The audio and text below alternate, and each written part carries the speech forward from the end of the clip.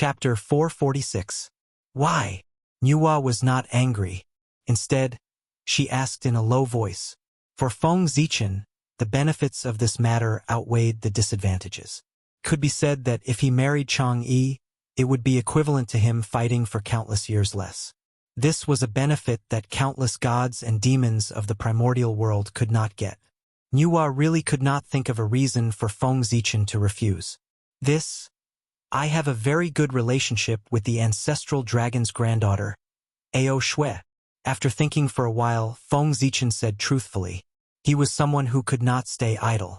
How could he stay obediently in the human race for tens of thousands of years? During this period, he often appeared in the East Sea. A small amount of time, he asked the ancestral dragon for guidance on cultivation. Most of the time, he accompanied Ao Shui to tour the mountains and rivers. Cultivation also required a combination of work and rest. During this period of time, the relationship between the two of them, who were already in love with each other, could be said to have rapidly warmed up. If Feng Zichen was not worried about the tribulation of slaughtering people, he would have already proposed marriage to the ancestral dragon. However, even so, Feng Zichen had made up his mind. After the matter of the human race was over and the Lich Demon tribulation was over, he would confess his feelings to Ao Shui. This was because only then could he be ranked at the top of the primordial world. He could use the world as a chessboard and all living beings as chess pieces to play with the saints. He would not be as restrained as he was now, worrying about this and that. Many times he could not help himself. If the Lich Demon tribulation did not end, his future would be difficult to determine. How could he promise others? When a man faced his lover, regardless of whether he could do it or not, he would want to give her the best of everything. However, plans could not keep up with changes. Before he could express his feelings to Ao Shui, Nuwa had already begun to force him to marry her. I was wondering what the reason was.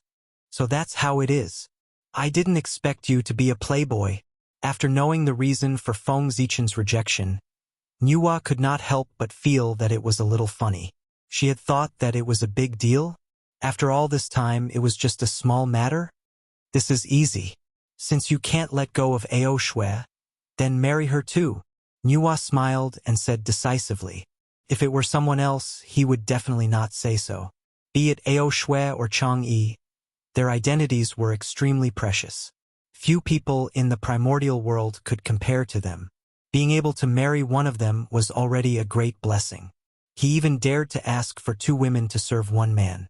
That was simply delusional. But Feng Zichen was different. His identity enough for him to have all of this. Ever since Pangu created the universe, there weren't many innate saints born, but there were still quite a number of them. There were 6 sages, including the primordial chaos Daluo Jingxian. However, there was only one great Taoist priest, Feng Zichen. To be blessed by the 3 Daos of heaven, earth, and man at the same time, what a great fortune this was. Moreover, Feng Zichen had the bearing of a celestial emperor. He was the most promising existence to inherit the position of celestial emperor after Dijun. He was also the most suitable successor to the position of celestial emperor in the primordial world. With such a noble status, it wasn't impossible for him to marry a few more people, let alone 2. As long as the other party agreed. If it were in the past, Wang Shu would definitely not agree to marry Feng Zichen, let alone with someone else. But she was Chang'e now, which made this matter possible. The only problem now was Ao Shui. He had to think of a way to make her agree to this matter. However, this was not a problem for Nuwa. Other than being a saint, she was also the first matchmaker in the primordial world. The marriage between Dijun and Wang Shu was the matchmaker she had mentioned. The heavenly marriage was presided over by her. She had experience in this matter. Empress, this isn't appropriate. He thought that Nuwa would break off the marriage between him and Chang'e after hearing this. But he didn't expect that not only did Nuwa not break off the marriage, but she also let him marry her. This trick really made Feng Zichen a little confused. There's nothing inappropriate about it. You don't have to worry about this matter. Leave it to me. Waving her hand to make Feng Zichen shut up, Nuwa glared at him and said, this? Suddenly thinking that Nuwa still had the identity of a matchmaker, Feng Zichen could not help but shut his mouth resentfully. At this point, he had already understood that this matter was no longer something he could interfere in. He could only follow Nua's words and leave this matter to him. However, Feng Zichen was not completely without ideas in his heart. According to his estimation, even if he married Chang'e, this marriage would not last long. Now, Chang'e's innate wisdom had not awakened, and the memories belonging to Wang Shu were still sealed. She was ignorant, so naturally they could arrange them. But as her cultivation realm increased, Chang'e would sooner or later become Wang Shu. At that time, it would be hard to say whether this matter was a favor or a grudge. But no matter what, this marriage would not be able to last. As a supreme expert of the ancient times, how could Wang Shu tolerate himself marrying someone else, let alone with another woman? Therefore, this marriage was destined not to last long. It was only temporary. Then, the operation of this was greater. A marriage that was destined to have no result. Why bother too much? It was fine to maintain it in name. Feng Zichen thought so. Men were so hypocritical. Unfortunately, one step back would lead to another. When it was time to get married, it might not be as he thought. Who could say for sure what would happen in the future? All right, you can go back. As for Ao Shui, I will talk to her personally. I will not let her be estranged from you. Thinking about how to communicate with Ao Shui, Nua did not have time to pay attention to Feng Zichen. She pointed at the door and motioned for him to leave. Your Highness, can you lend me the cauldron of heaven and earth? Feng Zichen would definitely not be happy to leave just like that. It was not easy to come to Empress Wu's palace. How could he return empty-handed? Take it.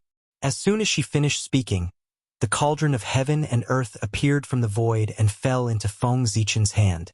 Nua was still very generous to Feng Zichen. Thank you, Your Highness. After putting away the cauldron of heaven and earth, Feng Zichen turned around and left. Oh, Sai, what's going on? After returning to the human emperor's palace and thinking about everything that had happened in Empress Wu's palace, Feng Zichen's heart was full of helplessness. He wanted to go to Donghai to explain to Ao Shui, but he did not know how to say it. In the end, he could only sigh helplessly and place all his hopes on Nua. Empress Nua had said that she would solve this matter. She should be confident. Sigh. After sighing again, Feng Zichen took out the cauldron of heaven and earth and planned to refine a few clan weapons for the human race. The great calamity of the human race was coming. He could not indulge in love. He should work hard to improve the strength of the human race. Previously, Feng Zichen had already refined 3 clan weapons for the human race. They were the Swearin Lantern, Yuchao Hall, and Z. But that was not enough. Of course, the stronger the human race was, the better. With a flip of his hand, Feng Zichen took out the virtuous golden net and put it into the cauldron of heaven and earth. This was the first postnatal fishing net. It was originally used to catch fish. Because of the merit, it had the ability to catch all living beings. Back then, Ao Shui was caught by this net and could not escape. Now, Feng Zichen wanted to refine it into the destiny of the human race and use it to become a clan weapon to protect all living beings. Tie silk into a net and collect all living beings. If this weapon was completed, it would be called the inescapable net. Boom! The long river of destiny of the human race appeared and fell into the cauldron of heaven and earth, refining together with the virtuous golden net. At the same time, the world origin, chaos origin, and Hongmeng origin flew out from Feng Zichen's body and surged into the cauldron of heaven and earth, enhancing the power of the virtuous golden net. Feng Zichen was no longer the same as before. The chaos bead, the world tree, and Hongmeng Daozhong were the same. His power had been greatly enhanced. The origin, which was not abundant before, was not in short supply now. Therefore, only then did Feng Zichen dare to continue refining the clan weapon. Swish, swish, swish. 100 years later, a large golden net flew out of the cauldron of heaven and earth and disappeared into the void. However, if Dalio Jinxian came here, he would be able to see that the entire human territory was covered by a large golden net that was densely covered in lightning. If anyone dared to attack the human territory, they would probably be smashed into pieces in an instant. This was called the inescapable net. Under the Daluojingxian, even if they did not die if they touched it, they would still lose a layer of skin. With this net, there was no need to worry about anyone causing trouble in the human territory. After the inescapable net was refined, Feng Zichen took out another clay jar. This was the first clay jar after birth. It was a superior-grade postnatal merit numinous treasure. There was a space inside that could store people and items. It could also refine the essence of all things. Compared to the inescapable net, Feng Zichen valued this treasure more, putting aside the ability of the clay jar to store people and items for the time being. The ability to refine the essence of all things was enough to raise the strength of the human race to a higher level. The human race was born weak. If they wanted to be strong, they had to work hard to cultivate. At this time, the role of the clay jar was displayed. It could remove impurities and refine the essence of all things, thus laying the strongest foundation for the future generations of the human race. Just this point alone, it was unknown how many treasures it had surpassed. This treasure was a supreme treasure that assisted in cultivation. With a thought, the cauldron of heaven and earth emitted a bright light. The connate Taoist rhymes spread out, and the auspicious air rippled, turning the surroundings into a fairyland. The clay jar flew out of Feng Zichen's hand and fell into the cauldron of heaven and earth. Not long after, it was refined into a ball of liquid. After all, the clay jar was just a superior-grade postnatal merit numinous treasure, while the cauldron of heaven and earth was a connate supreme treasure. The difference in level was too great. Facing him, there was no resistance at all. The reason for refining the clay jar was that Feng Zichen felt that it was too ugly and wanted to refine it again. In the beginning, Feng Zichen planned to refine the clay jar into the shape of a pot. In this way, after the new clay jar was refined, it could be called the demon refining pot. However, as soon as he thought of this name, Feng Zichen rejected it. Not to mention that the real demon refining pot was in the hands of Nuwa. The demon race had not yet attacked the human race. If he named the human race's race weapon the demon refining pot, wouldn't he be looking for trouble? Therefore, Feng Zichen gave it another name, the God refining pot. However, every time he thought of this name, he felt a chill run down his spine. Therefore, he suddenly realized something and gave up on this name. The current primordial world was said to be the world of the magi and demons, but it was actually the world of the connate godfiends. What was he trying to do by using the name of God refinement? It would be strange if there were no problems. Therefore, Feng Zichen thought for a long time and decided to refine the clay jar into the shape of a cauldron to correspond to his supreme divine ability, the Great Tao Furnace. The Great Tao Furnace had all the abilities that the clay jar had. The Great Tao Furnace also had all the abilities that it did not have. In terms of essence, the clay jar was an artificial creation and had great wisdom. However, the Great Tao Furnace contained the true meaning of the Great Tao. It had a deep foundation and unlimited potential, far surpassing the clay jar. Therefore, it was most suitable to refine the clay jar into a Great Tao Furnace. The weak had to be close to the strong. This was the truth of the primordial world. Just like how a snake wanted to transform into a flood dragon wanted to transform into a true dragon. However, the clay jar was just an artificial object. Although it was extraordinary, it was still a distance away from the Great Tao Furnace that Feng Zichen had created by verifying the Great Tao. It was impossible to refine the Great Tao Furnace with just it. Therefore, Feng Zichen took out the Chaos Divine Stone. This was a material from the Great Chaos outside the realm. It was incomparably precious and formed from the stagnant chaos chi. It could be used to refine connate numinous treasures. Chaos was the mother of all things. With the Chaos Divine Stone, the ability of the cauldron of heaven and earth to go against the connate heavens, and the merit he had accumulated over the years, Feng Zichen was confident that he could refine a superior-grade connate merit numinous treasure. In order to refine the Great Tao Furnace, Feng Zichen could be said to have bled a lot. All kinds of precious materials were taken out from his hands as if they were free.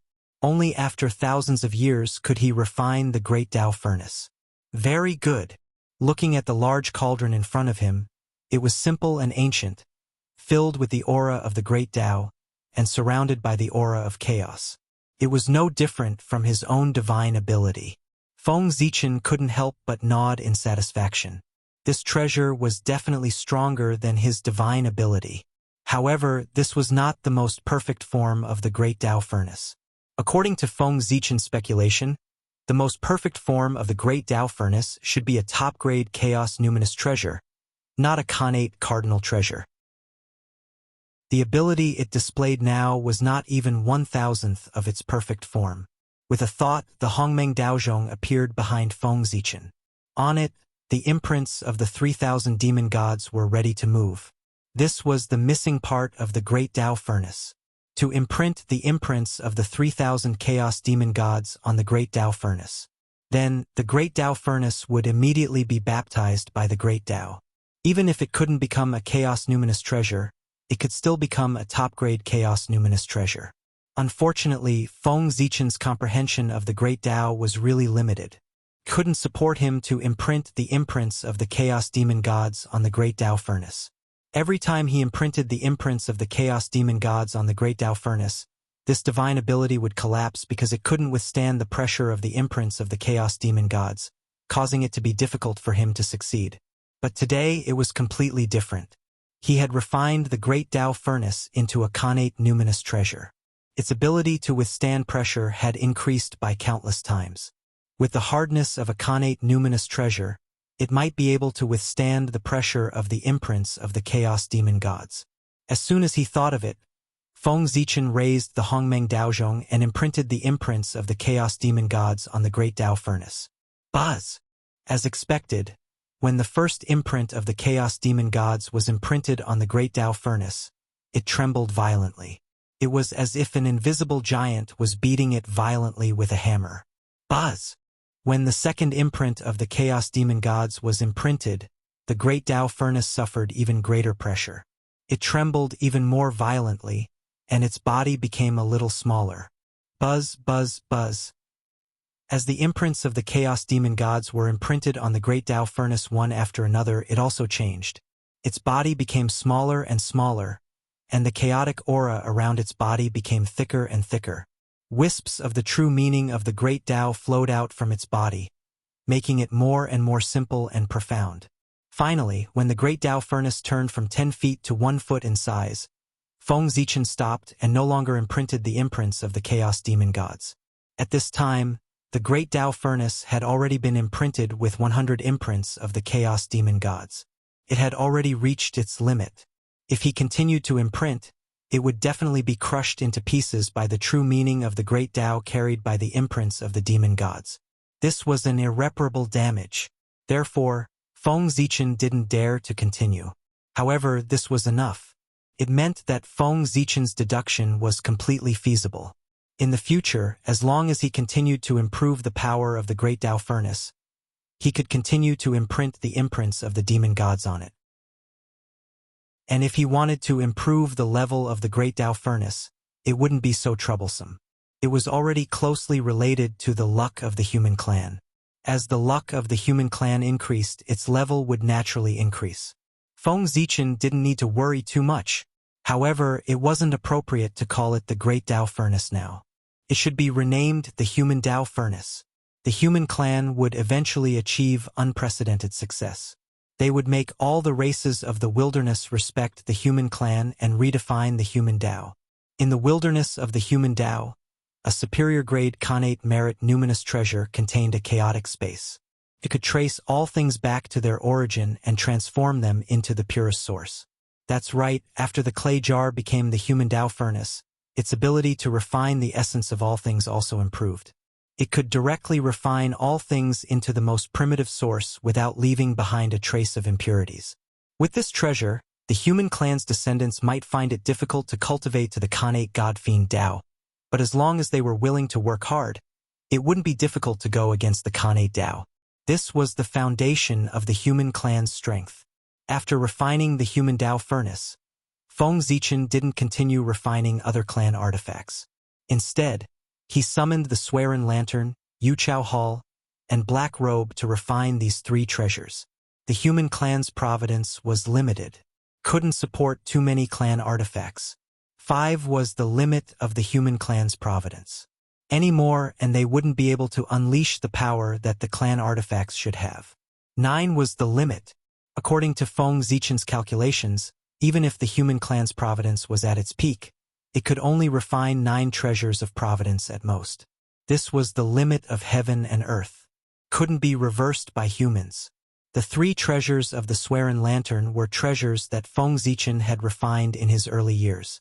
At that time, his cultivation was far less powerful than it was now.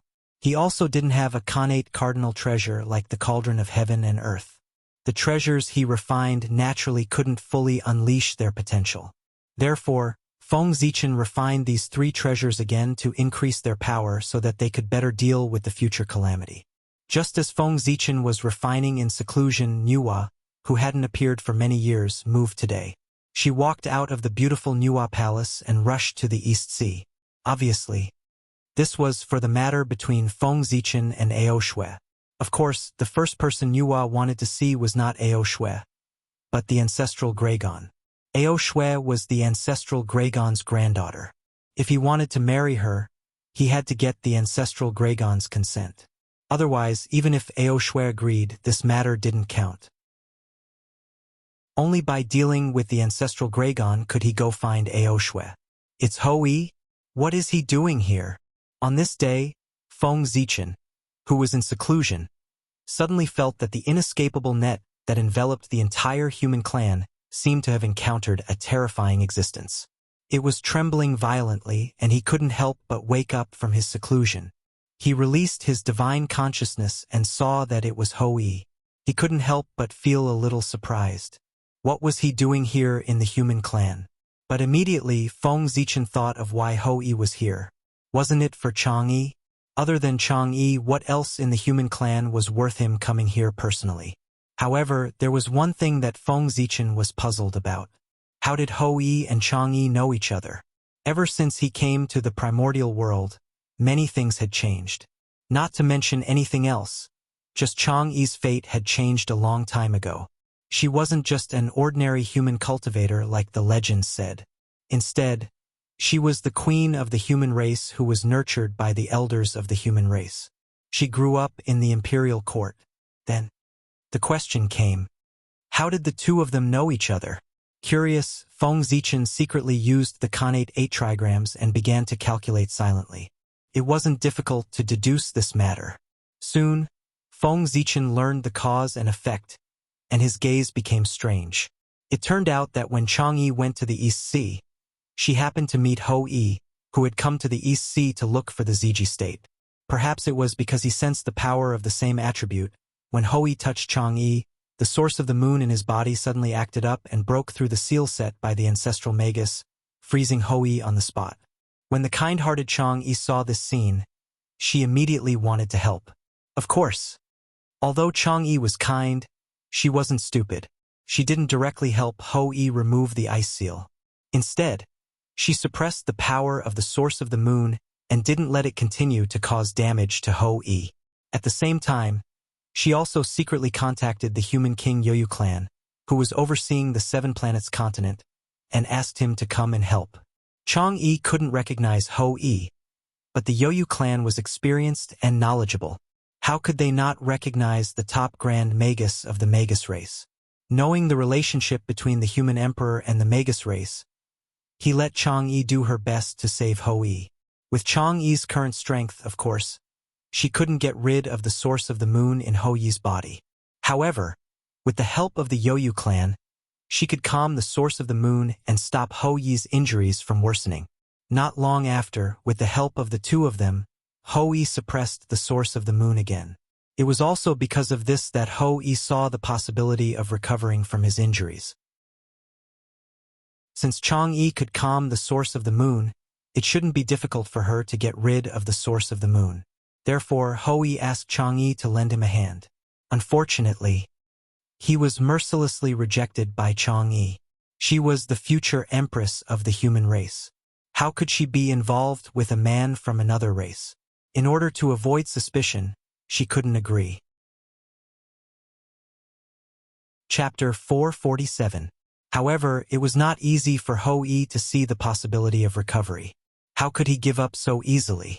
If not for Feng Zichen, he would have dared to forcefully abduct her. The witch tribe was not a benevolent tribe. On the contrary, they were very cruel. If not, how could they rule the primordial world?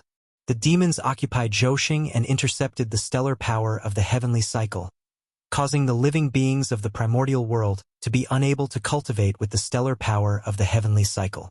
They formed a huge karma with the living beings of the world, causing boundless negative karma.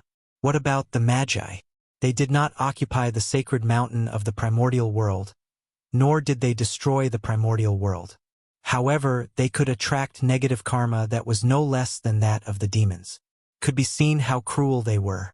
This was all negative karma that they had killed. The Magi had dominated the primordial world for so many years. Countless living beings had died in their hands. One had to know that. The Magi were famous for their brutality in the primordial world. This was not made up by outsiders. They had killed themselves. As a giant of the Magi, Hou-Yi was obviously not to be trifled with. The negative karma on him was definitely shocking. If not for the fact that he had obtained great fame from shooting the sun, his previous reputation would definitely make people change their expressions. In the primordial world, the Magi were the law, the Tao, and the only truth.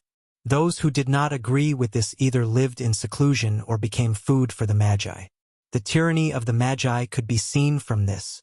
A mere Chang'e actually dared to disobey his orders. This was unimaginable in the past. Unfortunately, Hou-Yi could not do anything to Chang'e. Although he did not know the identity of the woman in front of him, she clearly had a high status in the human race to be able to make the king of the human race personally accompany her. If he touched her, Feng Zichen would definitely find trouble with him. At that time, Chang'e's identity had not been confirmed by Nuwa, so she naturally could not call herself the queen of the human race. Therefore, although her status was high, she could not tell outsiders her exact identity. It was normal for Hou-Yi not to know her identity. However, the Magi and humans had been friends for many years, and there were even marriages between them. Chang'e could not refuse Hou-Yi's request. She could only helplessly promise that when her cultivation level improved, she would remove the source of the moon for Hou-Yi. Just like that, 10,000 years passed, and during these 10,000 years, Hou-Yi had been influenced by the extreme red embroidered ball of the great Yin origins. It could be said that he had been thinking about Chang'e day and night. Unknowingly, he had fallen into a love tribulation, and his feelings for her were deeply rooted. This was not a big deal, but Feng Zichen was going to get married. Naturally, he had to inform the shaman tribe. When Hou-Yi got the news, his love tribulation exploded on the spot. His mind was blinded, and he rushed to the human clan angrily. He wanted to see Chang'e. Unfortunately, Chang'e's heart was completely tied to Feng Zichen, and she had long forgotten about Hou-Yi, whom she had only met once. From the moment the human Tao intervened, Di Jun's perfect plan completely went awry. While Feng Zichen was deep in thought, Hou-Yi had already arrived at the heart of the human race. He was about to force his way into the human Tao imperial court to find Chang'e. Grand Shaman Hou-Yi, what is the meaning of this? Outside the human Tao imperial court, the two human kings, Dating and Yoyu, who had already rushed back to the human clan, saw Hou-Yi coming over aggressively. They came out together and blocked him. Hou-Yi's name could be said to have resounded throughout the primordial world ever since he shot down the sun. The two of them knew that even if they joined forces, they would not be Hou-Yi's match. Therefore, after the two of them came out, they did not attack Hou-Yi directly. Instead, they greeted him politely. The strong preyed on the weak. This was a truth that had never changed since time immemorial. Hou-Yi was stronger than them, and the shaman tribe was stronger than the human clan. In the primordial world, strength was reason. Those who did not understand this would turn into dust. The two human kings were able to live until now, so they naturally had a deep understanding of this point. Therefore, even if Hou-Yi directly barged into the heart of the human clan, although they were furious, they still had to suppress their anger and bow to Hou-Yi. Otherwise, if it were anyone else who dared to look down on the human clan like this, they would have long slapped them to death. I want to see Chang'e. Hou-Yi took a deep breath and said, The entanglement of love had already caused him to lose his wisdom of the past. Otherwise, as long as he was not stupid, he would know that these words should not have been said. What did you say? As soon as these words were said, the expressions of the dating clan and the Yoyu clan changed drastically. Even the elders hiding in the imperial court had extremely ugly expressions when they heard this. Right before the human emperor's wedding, he wanted to see his fiancée. What was he trying to do? Did he really think that the human clan was made of mud? This was not the way to humiliate others. No matter how good his temper was, he could not stand this. If this matter were to spread, the human clan would really have no face to establish themselves in the primordial world. They might as well die. Without dignity, how could they cultivate the Tao? This joke is not funny. Looking at Ho-Yi, the Yoyu clan forced a smile and said awkwardly. Until now, he still couldn't believe that those words had come from Ho-Yi's mouth. Was he crazy? One had to know that. The human emperor Feng Zichen was a shaman. In the shaman tribe, he was second only to the 12 ancestral shamans. No matter how powerful Ho-Yi was, he could not compare to him. If news of Ho-Yi humiliating Feng Zichen spread back to the shaman tribe, the ancestral shamans would be the first to not let him off. Offending one's superiors was a huge taboo. I'm not joking. I don't want to make things difficult for the human clan. Hand over Chang'e and I'll leave. The more hatred Di Jun had in his heart, the greater Ho-Yi's tribulation. From this, it could be seen how deep Ho-Yi's tribulation was. He had already sunk into it and only had Chang'e in his heart. He could not care too much. It seems that Grand Shaman Ho-Yi is determined to go against the human clan today. At this point, there was no need to say anything else. They could only fight. Either they used Ho-Yi's blood to wash away the humiliation the human clan received, or they used their own blood to defend the dignity of the human clan. Buzz! A crimson halberd appeared in the dating clan's hand. It was surrounded by a bloody light and released a shocking murderous aura. The crimson blood halberd. The halberd was called the Crimson Blood Halberd.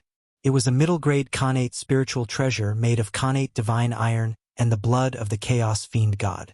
It had shocking destructive power and could destroy one's body and primordial spirit. It was a top murderous weapon in the Eldritch world. The bloody light that surrounded it was formed by the blood of the Chaos Fiend God. The dating clan was also a person with amazing luck. He obtained the Crimson Blood Halberd by chance. He relied on the halberd to make a name for himself in the east of the Eldritch world. Whoosh! The sound of a long sword being unsheathed was heard. A long sword appeared in the Yoyu clan's hand. It was the 7 Luminaries' sword. It was also a middle-grade Khanate spiritual treasure. The Yoyu clan had been in charge of the 7 Luminary state for many years and had a connection with the 7 Luminaries. One day, a divine sword fell from the sky in front of him. It was the 7 Luminaries' sword. When the sword was swung, it could mobilize the power of the 7 Luminaries and the 5 elements. It was very powerful. Without saying a word, the two of them immediately used their strongest divine powers and attacked Ho-Yi. Facing an expert like Ho-Yi who shocked the Eldritch world, if they did not attack first, they would not have the chance to attack. Sigh! Why bother? Seeing the two of them attacking, even Ho-Yi could not help but be cautious. Things were different now. If he was in peak condition, it would be easy to deal with the two of them. But now, he was suffering from a chronic illness and could not use even a fraction of his strength. It would not be so easy to win. Boom! Boom! Boom! Daluo Jinxian's battle was naturally extraordinary. The surrounding void instantly shattered, and the laws of heaven and earth appeared one after another, releasing a destructive aura. It was as if the world was about to be destroyed. Fortunately, this place was close to the human Tao Imperial Court. With this supreme treasure, although the three of them caused a big commotion, it did not affect the surrounding clansmen. This Ho-Yi is really presumptuous. Feng Zichen, who came back to his senses, saw this scene and was furious. If Chang'e did not agree to marry him, Ho-Yi could see her however he wanted. He could even let the two of them be together. It was just a strange woman. If the two of them were in love, so what if he let them be together? It might even become a good story. However, Hui knew that Chang'e was his fiancée, yet he still dared to barge into the human race so arrogantly. He was simply looking down on him and the human race. If he was not taught a lesson this time, he would lose face as Feng Zichen, the dignity of the human race, and the dignity of the primordial world. This matter could not be settled peacefully. Human Dao Imperial Court. Suppress. With a thought, Feng Zichen directly activated the supreme treasure, the Human Dao Imperial Court. Rumble. Thousands of beasts galloped, and thousands of rays of light shone. Billions of Khanate Dao patterns hung down like a river flowing backward, sweeping toward Hui. No. Hui, who was fighting with the Yoyu and dating clansmen, suddenly felt a huge pressure. He only had time to scream before he was suppressed by the Human Dao Imperial Court. This was the first time the Khanate Supreme Treasure, the Human Dao Imperial Court, showed its power to the world. As soon as it was born, it suppressed Hui, who was known as the strongest among Daluo Jingxian. Roar. Open for me. Under the Human Dao Imperial Court, Hui was unwilling to be suppressed like this. Ignoring his injuries, he forcefully revealed his true form of a grand shaman and waved his arms, wanting to overturn the Human Dao Imperial Court. However, the Human Dao Imperial Court shook slightly, and all time and space froze. Hui was fixed there on the spot, unable to move at all. With the Chaos Bead as its core and the power of faith as its form, the Human Dao Imperial Court was a true supreme treasure of the human race with boundless power. Not to mention that Hui was injured. Even if he was at his peak, he could easily suppress him. This was the terrifying thing about Khanate Supreme Treasures. They were comparable to saints. Guards, bring my message to the Dijiang tribe and ask for an audience with the Dijiang ancestral shaman. Ask him to give me an explanation. In the Human Emperor Palace, Feng Zichen said coldly. Hui was the strongest grand shaman of the Dijiang tribe. His arrows could ignore space and hit anywhere he wanted. It was an amazing use of the Tao of space. Even the current Feng Zichen could not compare with him in terms of comprehension of the space Tao. This was the talent of the Dijiang tribe. Outsiders could not be envious. Teacher, don't be angry. I'll invite the ancestral shaman over right away. As soon as Feng Zichen finished speaking, a sorcerer from the sorcerer tribe who was traveling among the human tribe shouted loudly before the human tribe could reply. As the shaman shouted, he rushed into the void without looking back. He was afraid that if he was a step late, Hui would be killed by the humans. In recent years, the relationship between the humans and shamans had become closer. Many shamans would come to the human race to travel and see the new creation. Therefore, it was not strange that there were shamans in the human race. There were even some shaman tribes near the human race. Of course, there were also many humans who learned from the shaman tribe. Although the Tao of God-fiends originated from the human race, it was more suitable for the shaman tribe. This Tao had flourished in their hands. Their powerful talent allowed them to create all kinds of incredible techniques and abilities. Naturally, they attracted many humans to learn from them. When the shaman saw Hui come to the human race aggressively, he knew that things were bad. When he heard Hui speak, his face changed greatly. He wished he could immediately go forward and seal his mouth.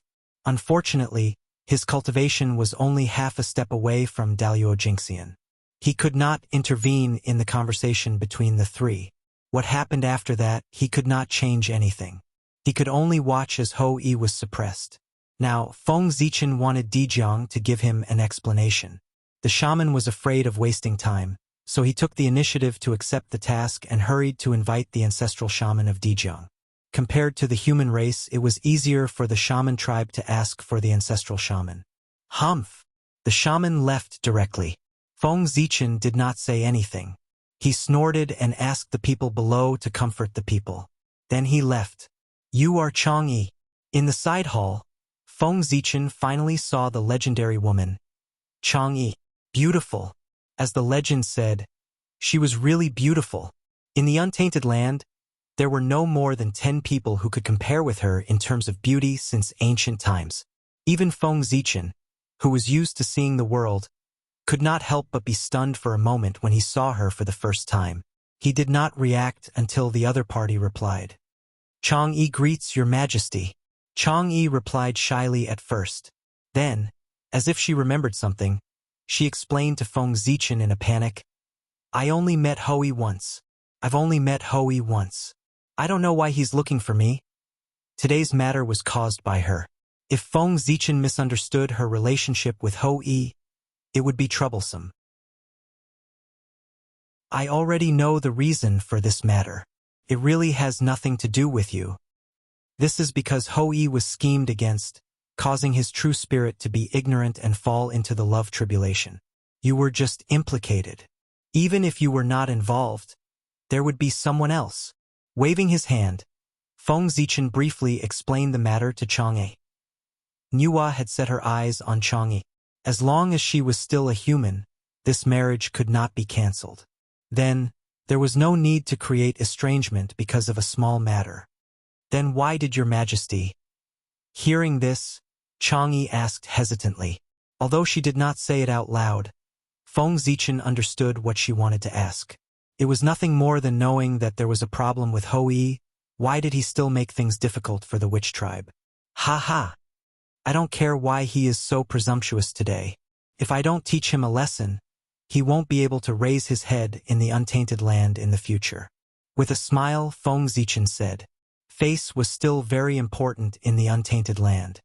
Alright, it's time for me to leave. After chatting with Chang'e for a while, Feng Zichen got up and left. In the blink of an eye, it was almost the day of Feng Zichen's wedding. On this day, Ao Shui came. Compared to before, she was much more haggard. The two of them met again and were speechless. Shui, you're here. After a long time, Feng Zichen broke the silence. Yes. I heard that you're getting married, so I came over to take a look. Nodding, Ao Shui said expressionlessly. Hearing this, Feng Zichen's heart ached. He opened his mouth and wanted to explain, but he didn't know how to say it. You don't have to explain. Master has already told me the reason for this matter. After a moment, Ao Shui said, Master?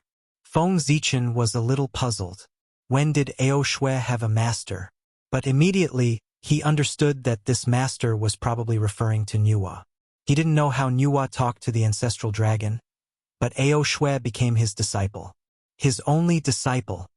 Feng Zichen was about to say something when he suddenly saw a strange red light flash across Ao Shui's body. Then his limbs became weak and he couldn't move. You're mine. Ao Shui walked to Feng Zichen's side, took off his clothes, and rolled onto the bed with him.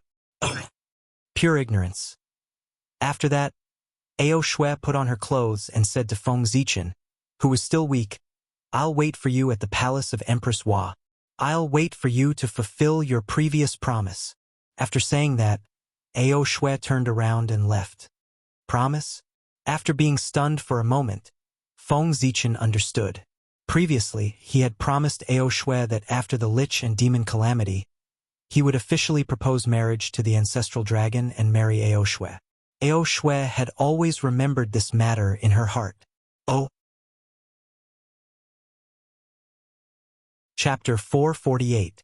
Fellow Taoist, I'm really sorry. It's my fault for not disciplining him well. As a result, Hui broke the rules and offended you. I hope you can forgive him.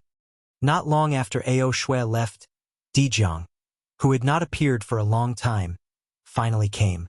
As soon as he appeared, he did not give Feng Zichen a chance to blame him and directly apologized. It could be said that he had given Feng Zichen enough face. This attitude made it difficult for Feng Zichen to blame him. He could only keep the words that he had prepared in advance to blame him in his heart. Dijiang was also smart. He knew that Hui would definitely deeply anger him if he came to snatch Feng Zichen's fiancée. Then, even if he went, Feng Zichen, who was in a towering rage, would probably not give him face and release Hui. Since that was the case, he might as well not go. It would not be too late to go after Feng Zichen's anger subsided. Anyway, he would not kill Hui. It was only right to let Hui suffer a little and let Feng Zichen vent his anger. To be honest, when what Hui had done was spread back to the wizard tribe, Dijiang's face turned green with anger. He could not figure out how Hou-Yi would dare to go to the human race to snatch a marriage, and Feng Zichen's marriage.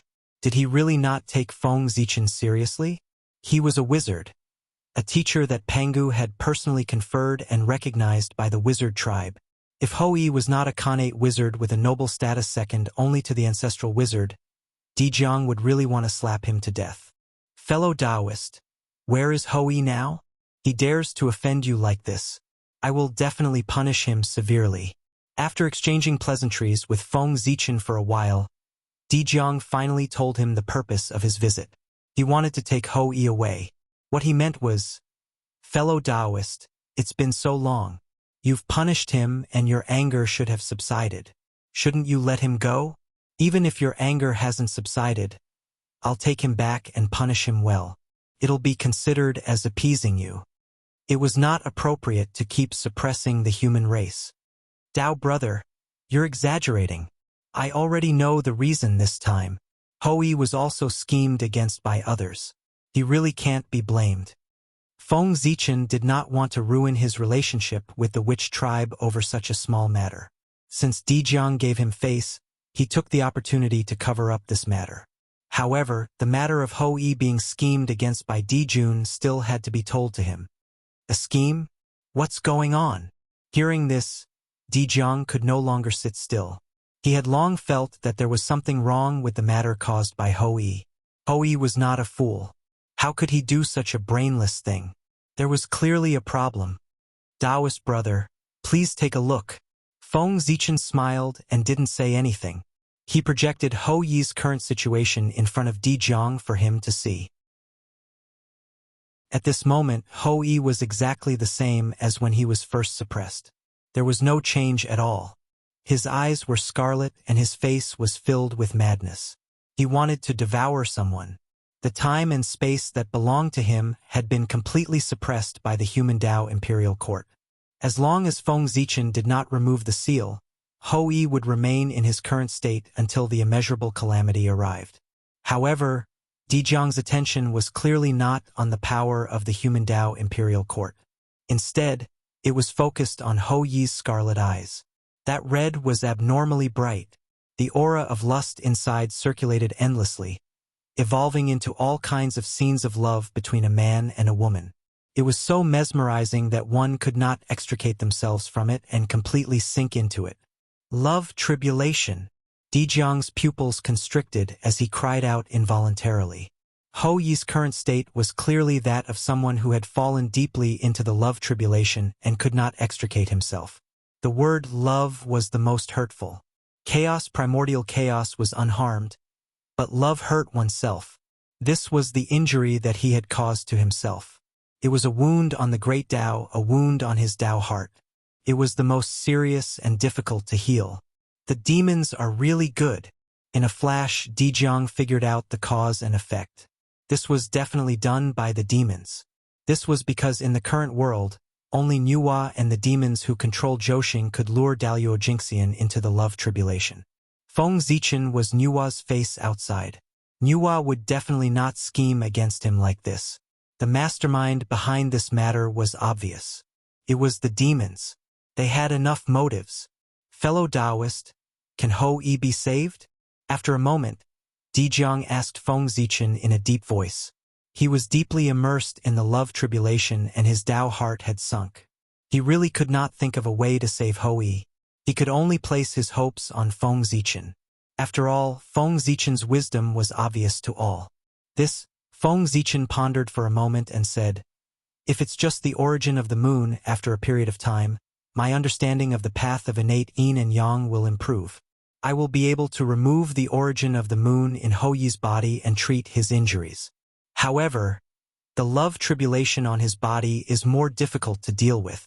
If it's an ordinary love tribulation, I might be able to sever his relationship by using the method of entering the Tao in dreams. However, Dijun had calculated everything and did not give outsiders a chance to help Hou-Yi. I can't do it. Shaking his head, Feng Zichen sighed. Hou-Yi was crippled. With Dijun's strength, even if the Magi used all their strength, they would not be able to protect Hou-Yi. It would be easy to kill him. However, Dijun did not want to.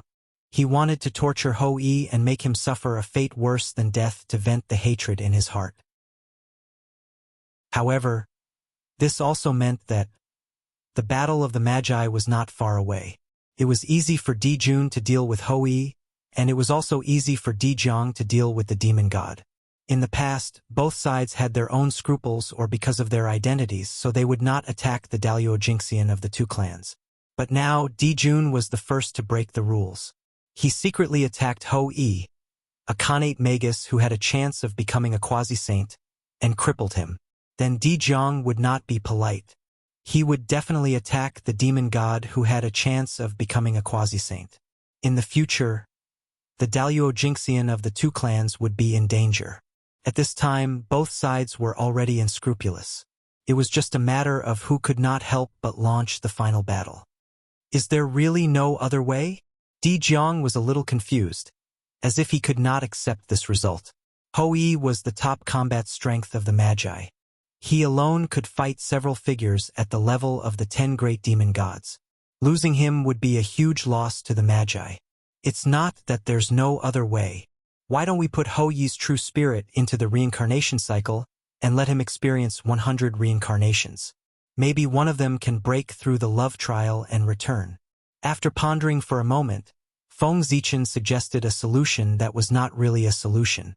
This solution could be said to be half good and half bad. After 100 reincarnations, if Hou-yi could break through the love trial, not only would he recover from his injuries, but he would also be one step closer to becoming a quasi-saint. But if he could not break through, then it would be troublesome. He would probably sink forever until he was worn down by the reincarnation cycle.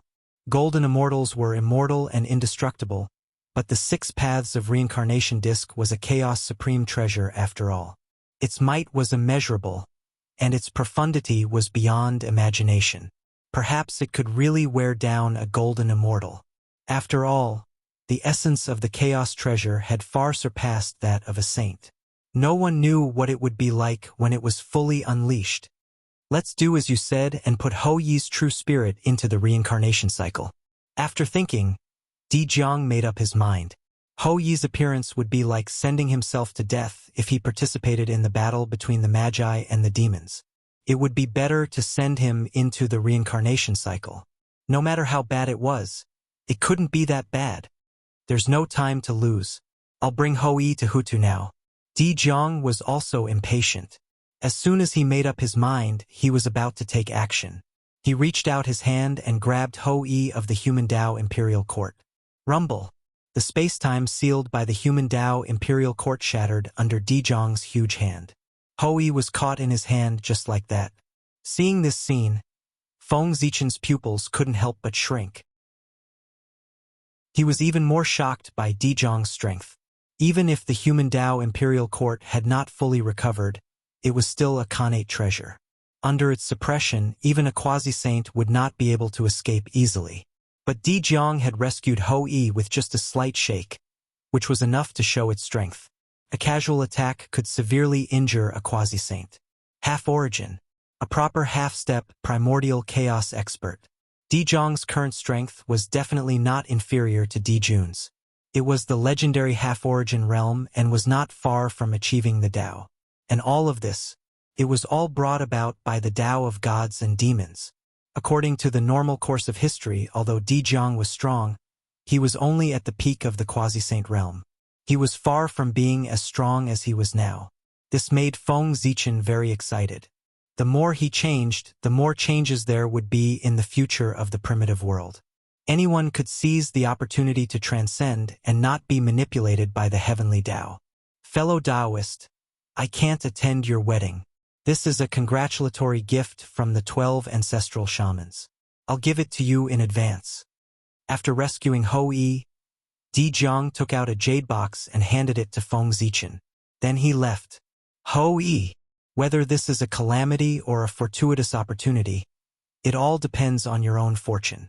Looking in the direction Di-jiang left, Feng Zichen was a little silent. With Di-jiang gone, there would be no Wu gang in the future. He didn't know if it was a blessing or a curse for Hou-yi. The wizard tribe has dominated the primitive world for many years. It can be said that they are very rich. The gift they sent must be extraordinary. At this time, Feng Zichen had time to look at the gift from the 12 ancestral shamans.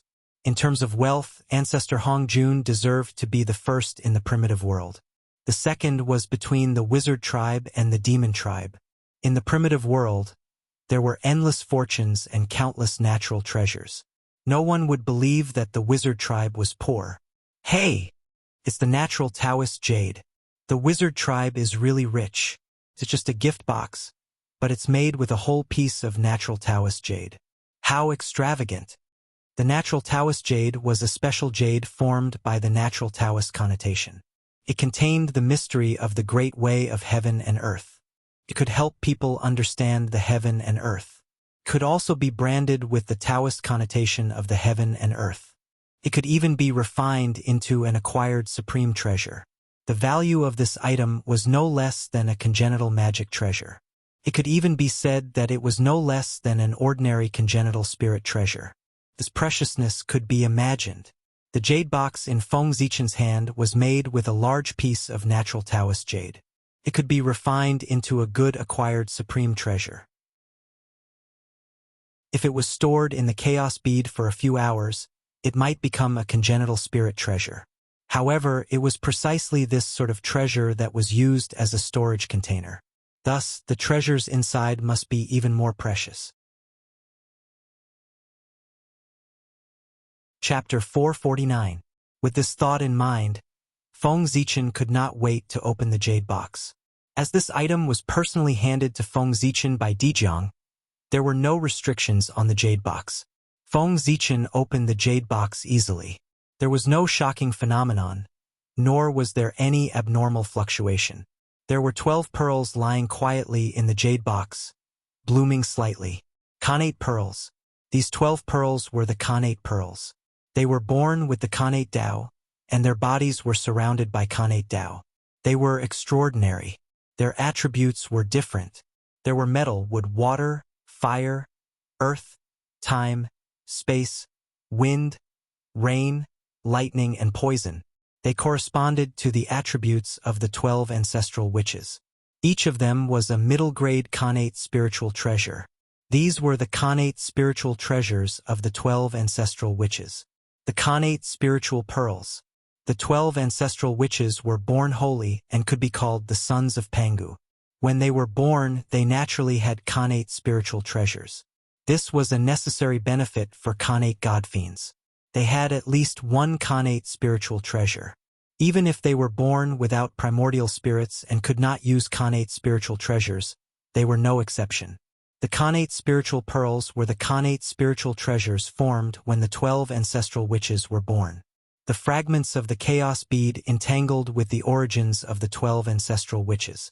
It was the manifestation of their origins. Although its level was not high, it could help people comprehend the Tao and the Tao of the 12 ancestral witches. Good treasure! What a good treasure! Taking out the Khanate spiritual pearls, Feng Zichen's expression was slightly excited. Such a treasure was exactly what he lacked. Comprehending the Tao of the 12 ancestral witches was just a trivial matter to him. The fragments of the 12 chaos beads contained in it were the treasure that really moved him. When the Khanate spiritual pearls were combined, it would be a supreme-grade Khanate spiritual treasure. And swallowing a supreme-grade Khanate spiritual treasure, even if it was the chaos bead that had been promoted to a Khanate cardinal treasure, he would still gain a lot of benefits. Perhaps an Khanate divine restriction would be born because of this. Come.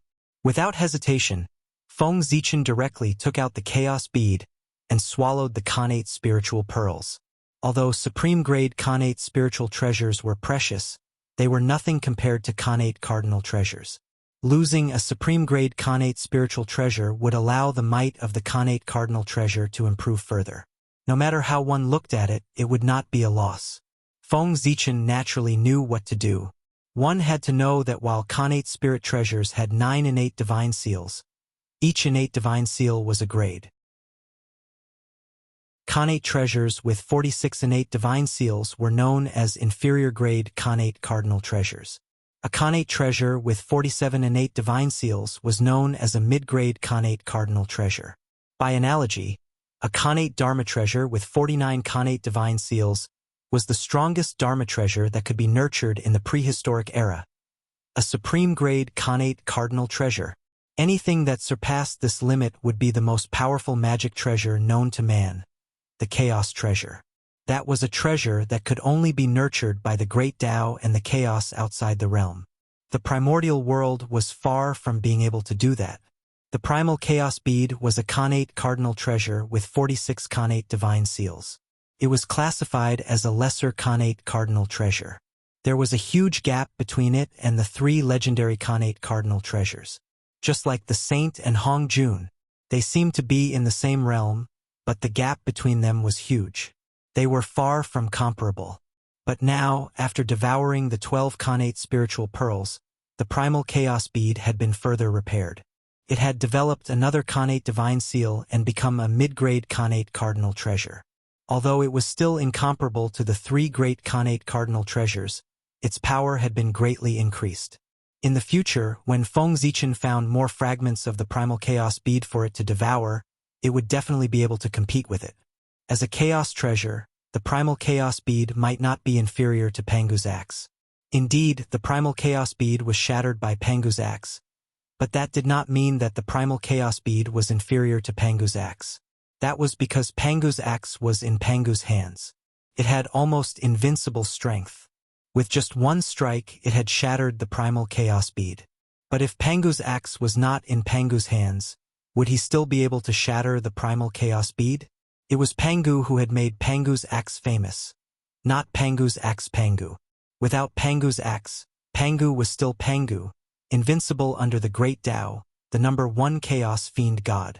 However, Pangu's axe was one of the 3 chaos treasures. It might not be stronger than the other 2 chaos treasures. Therefore, Feng Zichen firmly believed that as long as he could upgrade the primal chaos bead to the level of a supreme-grade Khanate numinous treasure, the 3 chaos bead would become the most powerful Khanate numinous treasure. It would become the second most powerful numinous treasure in the primordial world, second only to the 6 paths of reincarnation disc. After all, the primal chaos bead was formed from the essence of the chaos bead. It was its foundation and had inherited all its abilities. As for the 3 chaos treasures, they were Khanate cardinal treasures formed from the chaos treasure Pangu's axe's essence after it shattered. They each inherited a portion of its power, but they were far from being comparable to the real Pangu's axe. In that case, the 3 chaos treasures were inferior to the primal chaos bead and the chaos green lotus of the same grade. Could be seen from their names. Pangu's banner, Taiji diagram, and primal chaos bead were no longer known as Pangu's axe. As for the other 2 chaos treasures, although they were more thoroughly shattered, their names were still preserved. This meant that they had the possibility of reappearing, but Pangu's axe did not. Boom! Boom! Boom! After devouring the 12 Khanate pearls, the primal chaos bead underwent a shocking change. Countless mysterious runes were born from the void, densely packed and endless. They interweaved inside the primal chaos bead, forming a new Khanate divine restriction. At this moment, the primal chaos bead was upgraded from an inferior-grade Khanate cardinal treasure to a middle-grade Khanate cardinal treasure. The Tao light on its body became deeper and darker, like a black hole that devoured all the light around it. It made one feel as if they would sink into it and be swallowed by the endless primal chaos sea with just a glance. And this was only the external change. Inside the primal chaos bead, an even more intense change was happening. In the center of the primal chaos, the ancient door, the space-time door, became larger and clearer. It exuded an ancient aura, even more ancient than heaven and earth, as if it existed with the primal chaos. Wisps of purplish-black airflow surged out of the ancient door and wandered around the primal chaos space. Wherever it passed, the surrounding primal chaos chi seemed to have met a king and retreated, expressing their submission. Domineering. Incomparably domineering. Even more domineering than the primal chaos chi. This was a power that was higher than the primal chaos chi. It was the product of the combination of the power of the great Tao and the primal chaos chi. It had a power that was closer to the Tao. Such power was born in the depths of the primal chaos, the place where the great Tao lived in seclusion. That was the most sacred place in the world. The power of the great Tao was so majestic, unimaginable, and unsurpassable. It was truly omnipotent. Where the great Tao was, the primal chaos chi bathed in its power all year round. Of course, it would undergo a shocking change and become the power that was closest to the Tao. After the primal chaos bead was upgraded, the ancient door of primal chaos also rose in power. Its power was greatly increased, and it actually opened a passage that led to the depths of the primal chaos bead, stealing the power of the great Tao from there. Although it was only a trace, and it was not the purest power of the great Tao, it was still an extremely incredible thing. That was the power of the great Tao. Even if it was only a trace, it could still bring great benefits to people. Moreover, the power of the great Tao stolen by the door of primal chaos was more than a trace. It could only steal a trace at a time, but it was stealing this power all the time. In the long run, it would definitely be able to steal a lot of power of the great Tao for Fengzichen. Regardless of whether it was used for cultivation or refining treasures, this energy was extremely valuable. In fact, if there was enough of this power, it might even be able to refine the Hongmeng purple gas or the origin of the great Tao. Of course, this required a lot of power. With the current speed of the door of primal chaos, it would not be enough even if it accumulated for hundreds of millions of years. However, the speed of the door of primal chaos stealing this power naturally would not remain unchanged. With the upgrade of the primal chaos bead, its power would definitely increase further. At that time, it would steal even more power of the great Tao. Perhaps the power of the great Tao that it stole would be even purer and more advanced. It would not be like now, where other than a small part of the power of the great Tao, there was also a large amount of primal chaos chi mixed in. Good! With this power, my foundation will definitely be greatly improved. After putting away the primal chaos bead, Fengzichen still could not hide the excitement in his heart. Such an unforeseen event was something that he had not expected. His original intention was only to increase the power of the primal chaos bead so that he could better deal with the great calamity that would soon come. However, the outcome brought him a huge surprise. Fengzichen did not need this item to increase his power. He was the great Taoist priest. As long as he cultivated step by step, he would be able to advance to the primordial chaos Dalio Jinxian at the fastest speed. However, he could use this power to refine treasures and innate spirit treasures.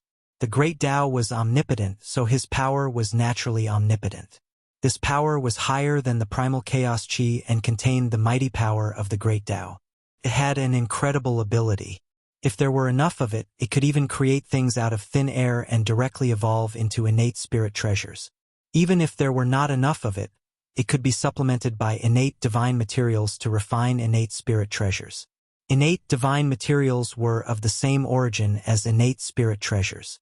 Logically speaking, they should be able to refine innate spirit treasures.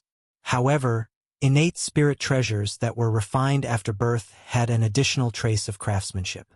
It was far from being as natural as those that were born from the creation of heaven and earth. Just this trace of craftsmanship could distinguish between innate and innate spirit treasures. However, the mighty power of the great Tao could eliminate this trace of craftsmanship, making the Dharma treasures refined by humans no different from the Dharma treasures that were born from the creation of heaven and earth. With this, one could refine innate spirit treasures. Go! After thinking for a while, Fengzichen threw the jade box made of innate Tao jade into the chaos bead, allowing it to absorb the mighty power of the great Tao to its heart's content. Although the mighty power of the great Tao was powerful, the mighty power of the great Tao that he obtained was obviously not pure. It still had some ability, so he had to test it out personally. He threw the jade box in because he wanted to see what stage the mighty power of the great Tao in the chaos bead could raise it to. If it was an innate spirit treasure, this power was worth paying attention to. If it was only an innate spirit treasure, then this power would be of little use. It was better to save it up. When there were more of it, he would calculate it. After doing all this, Fengzichen put on the wedding robe that Nuwa had carefully prepared for him and strode out. After delaying for so long, the day of the wedding was right in front of him. It was time for him to go out and meet the guests. The auspicious time has arrived. Bow. In the ancestral temple of the human race, the ritual officer calculated the time and shouted loudly. Then, Feng Zichen and Chang Yi bowed according to the instructions. First, they bowed respectfully to the heavens and earth to show the kindness of the heavens and earth. Then, they bowed to Nuwa to thank Nuwa for her kindness of creating the human race. Finally, the two of them bowed to each other to show mutual respect. After the ceremony, the human path manifested. Golden clouds filled the world, turning into a bright golden glow that draped over the two of them, making them look exceptionally noble. This was the protection of the human path. From then on, the two of them were invincible. After the human path manifested a miracle, the heavenly path manifested as well. Above the sky, auspicious clouds gathered, auspicious chi fell, and boundless golden light appeared. That was the black-yellow merit. After the two of them finished the ceremony, it was a sign that they were married. The Shenhuang merit points naturally descended. Rumble. Vast amounts of merit fell from the 9 heavens. Although it was less than 1,000th of a sage's Tao, it could not be underestimated. With a whistling sound, it poured into the two of them. Feng Zichen was fine. He was powerful and not a quasi-sage, but he was better than a quasi-sage. The chi of merit that entered his body was completely inadequate and of little help to him. With a thought, Xiao Chun put away the chi of virtue, saving it for his own use. But Chang Yi was different. Her cultivation in her previous life had been sealed by someone. Now she had just entered the Tai Jingxian realm. When the chi of merit entered her body, before she could react, it all turned into cultivation and began to improve her realm. In an instant, Chang Yi's realm began to soar rapidly. Middle Tai Jingxian, late Tai Jingxian. In a few breaths, she had improved to the perfected Tai Jingxian realm, and it was still improving rapidly. Boom! Finally, with a loud boom, Chang Yi seemed to have broken some kind of boundary. She transcended from the river of destiny and came to the river of time and space. At this moment, she had become Daluo Jingxian. The merit of marriage directly raised Chang Yi's realm from Tai Jingxian to Daluo Jingxian, becoming an expert of the primitive world in one fell swoop. Fortunately, although Chang Yi's true spirit had been sealed, her essence would not change. She was still in the quasi-sage realm, a supreme expert who had begun to transcend the river of time and space. Now that she had become Daluo Jingxian again, it was just recovering her cultivation. It would not cause any damage to her foundation, nor would there be any drawbacks. It would not affect her combat strength. Directly using merit to improve one's cultivation might have undetectable drawbacks. But using merit to recover one's cultivation was completely harmless. If the human body was compared to a cup, increasing one's realm meant increasing the capacity of the cup to accommodate more power. Naturally, one had to be very careful and not make the slightest mistake. And recovering one's cultivation was like pouring water into a cup. One only needed to crazily absorb the energy of heaven and earth. This was much simpler, and there were not so many scruples. Black-yellow merit was a kind of energy of heaven and earth, and it was one of the highest powers. Chapter 450. Using it to recover one's cultivation was naturally beneficial and not harmful at all. It was just a little extravagant. However, for the current Chang Yi, recovering her cultivation was the most important thing. Being a little extravagant was nothing. Boom! After her strength reached the level of Daluo Jingxian, the innate true spirit in Chang Yi's body was awakening. The power that belonged to Wang Shu began to recover, trying to break through the seal set by Di Jun and the others and descend into the world again. Unfortunately, the seal that suppressed Wang Shu's innate undying true spirit was set up by Di Jun, Fuxi, and Wang Shu together. How strong were these three gods? Since ancient times, there were only a few people who could stand shoulder to shoulder with them. The seal that they set up together could not be broken without the help of a saint. And Chang Yi's current strength was only at the level of Daluo. How could she break it? Therefore, the power that belonged to Wang Shu, just as it showed signs of recovery, was suppressed by the seal left behind by Di Jun and the others without any resistance. It continued to lurk, waiting for the next recovery. Who is it? The moment the marriage was completed, Dijun flew into a rage in the Lingxiao Hall above the heavenly court. His majestic divine consciousness surged out and swept across the entire untainted land. Those who married 3 times discussed the secrets of heaven and earth and described the Tao of Yin and Yang. It was the creation of all living beings. The combination of Yin and Yang gave birth to creation and then gave birth to all living beings, bringing endless vitality to the untainted land. This was called endless creation. Those who could marry 3 times were all people favored by heaven and earth and had the bearing of a celestial emperor. Otherwise, how could they be qualified to represent heaven and earth to explain the creation of Yin and Yang? Just like Dijun as a celestial emperor, he could marry people according to the heavenly Tao. The person who married people must be a figure born from the Tao. As the lord of all living beings, he could shake his position as a celestial emperor. In this case, how could Dijun not be angry? When a celestial emperor was angry, heaven and earth changed colors. At this moment, heaven and earth suddenly became incomparably oppressive, and a murderous intent filled the air. All the living beings in the untainted land felt an inexplicable sense of fear in their hearts at the same time. It was as if they were facing a terrifying demon god. An unbearable pressure hit their hearts, causing them to tremble uncontrollably. Boom! Dijun's divine consciousness descended from the 9 heavens. An unparalleled power erupted, distorting space-time and even interfering with the operation of heaven and earth. In a place where no one could see, Dijun's spiritual sense seemed to have transcended time and space, standing at the end of time and space, overlooking the passage of time. In a trance, time paused at this moment.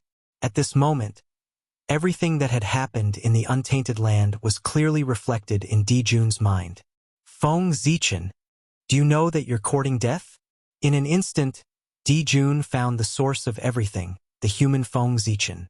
In the next moment, boundless killing intent gushed out from Dijun's body, shattering the boundless void as it pounced towards Feng Zichen. On the shore of the East Sea, the boundary that Nuwa had set up to protect the human race seemed to have lost its effect under Dijun's power. That boundless killing intent directly ignored Nuwa's enchantment and enveloped everyone at the wedding venue. How terrifying! What a terrifying killing intent! What's going on with this suffocating feeling? In an instant, everyone felt the surrounding temperature plummet, as if they had fallen into an ice cellar. This was a chill that came from the soul, causing great fear and the shadow of death to loom over their hearts. Fortunately, although Nuwa's enchantment seemed useless, it was still somewhat useful. After passing through Nuwa's enchantment, Dijun's killing intent had weakened layer by layer and was much weaker than before. Otherwise, everyone present, except for Daluo Jingxian, would have been wiped out by Dijun's killing intent. How could it be like now? Apart from feeling fear, there was nothing abnormal. Dijun was just this powerful. Humph! Sensing the changes in the surroundings, Feng Zichen couldn't help but snort coldly. An invisible force erupted, shaking the void and forming ripples, shattering Dijun's killing intent. Although Dijun was strong, it was impossible for him to kill Feng Zichen with just a strand of killing intent. Not to mention him, even a saint couldn't do it. Therefore, Feng Zichen easily shattered Dijun's killing intent. Your Majesty, what is the meaning of this?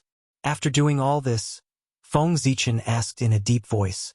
Dijun was the celestial emperor personally conferred by the Tao ancestor and had obtained the recognition of the heavenly Tao. Even a saint would have to address him as Your Majesty to show respect.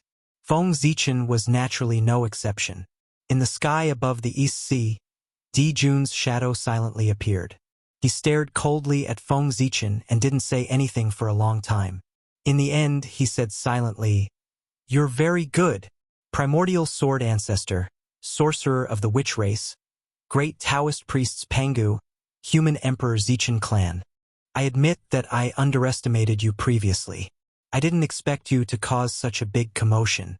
There's a faint trend of shaking my position. But from now on I won't. You've succeeded in attracting my attention." Humph! After saying that, Dijun didn't make a move. Instead, he withdrew his spiritual will. This made Feng Zichen, who was secretly vigilant, let out a long sigh of relief. To be honest, he was no match for Di Jun at all.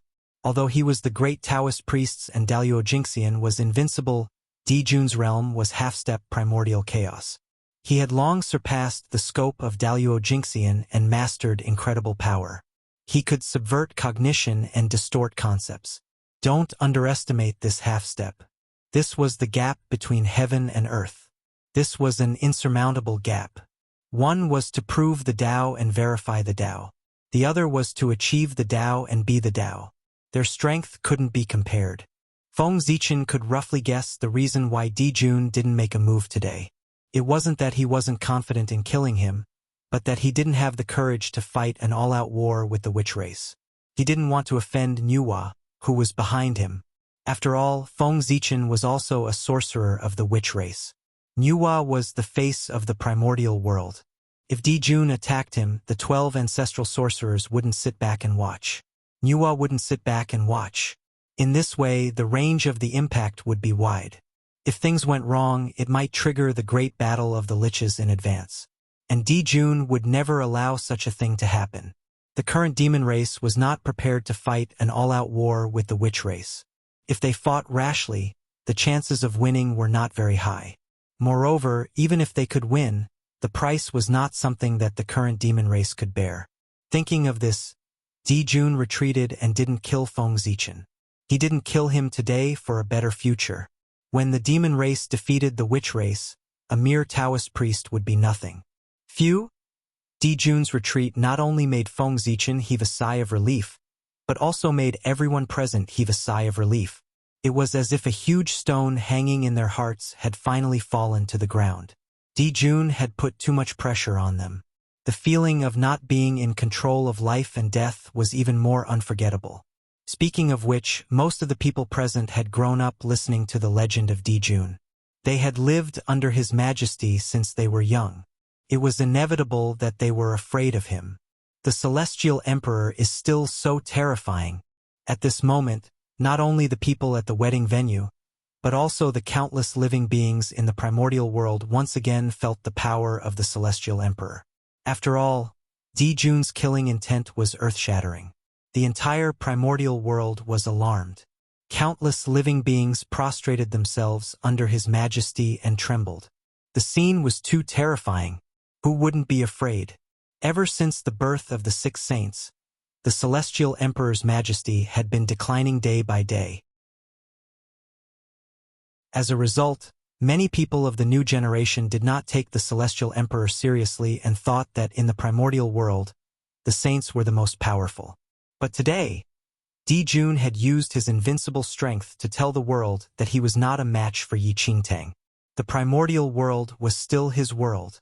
Even if the saints were in the world, they could not shake his position. Your Majesty is invincible.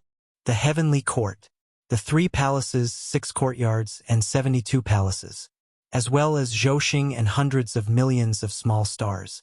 Above them, the demon race living among them suddenly let out the most pious cry after feeling Di Jun's majesty. Di Jun was their faith. Although they didn't know why Di Jun was angry, this didn't stop them from expressing the excitement in their hearts. The moment he made a move, he suppressed the entire primordial world. With such powerful strength, how many people in the world could be a match for him? They were cheering for Di Jun's strength. Your Majesty is invincible. Your Majesty is invincible. At first, this cry only spread in the heavenly court and the sea of stars. But as the cry spread, it spread wider and wider, and the voice became louder and louder. Gradually, it connected and resounded throughout the entire starry sky. Then, it spread out from the starry sky and resounded in the sky above the primordial world, ringing in the ears of all living beings. Celestial Emperor.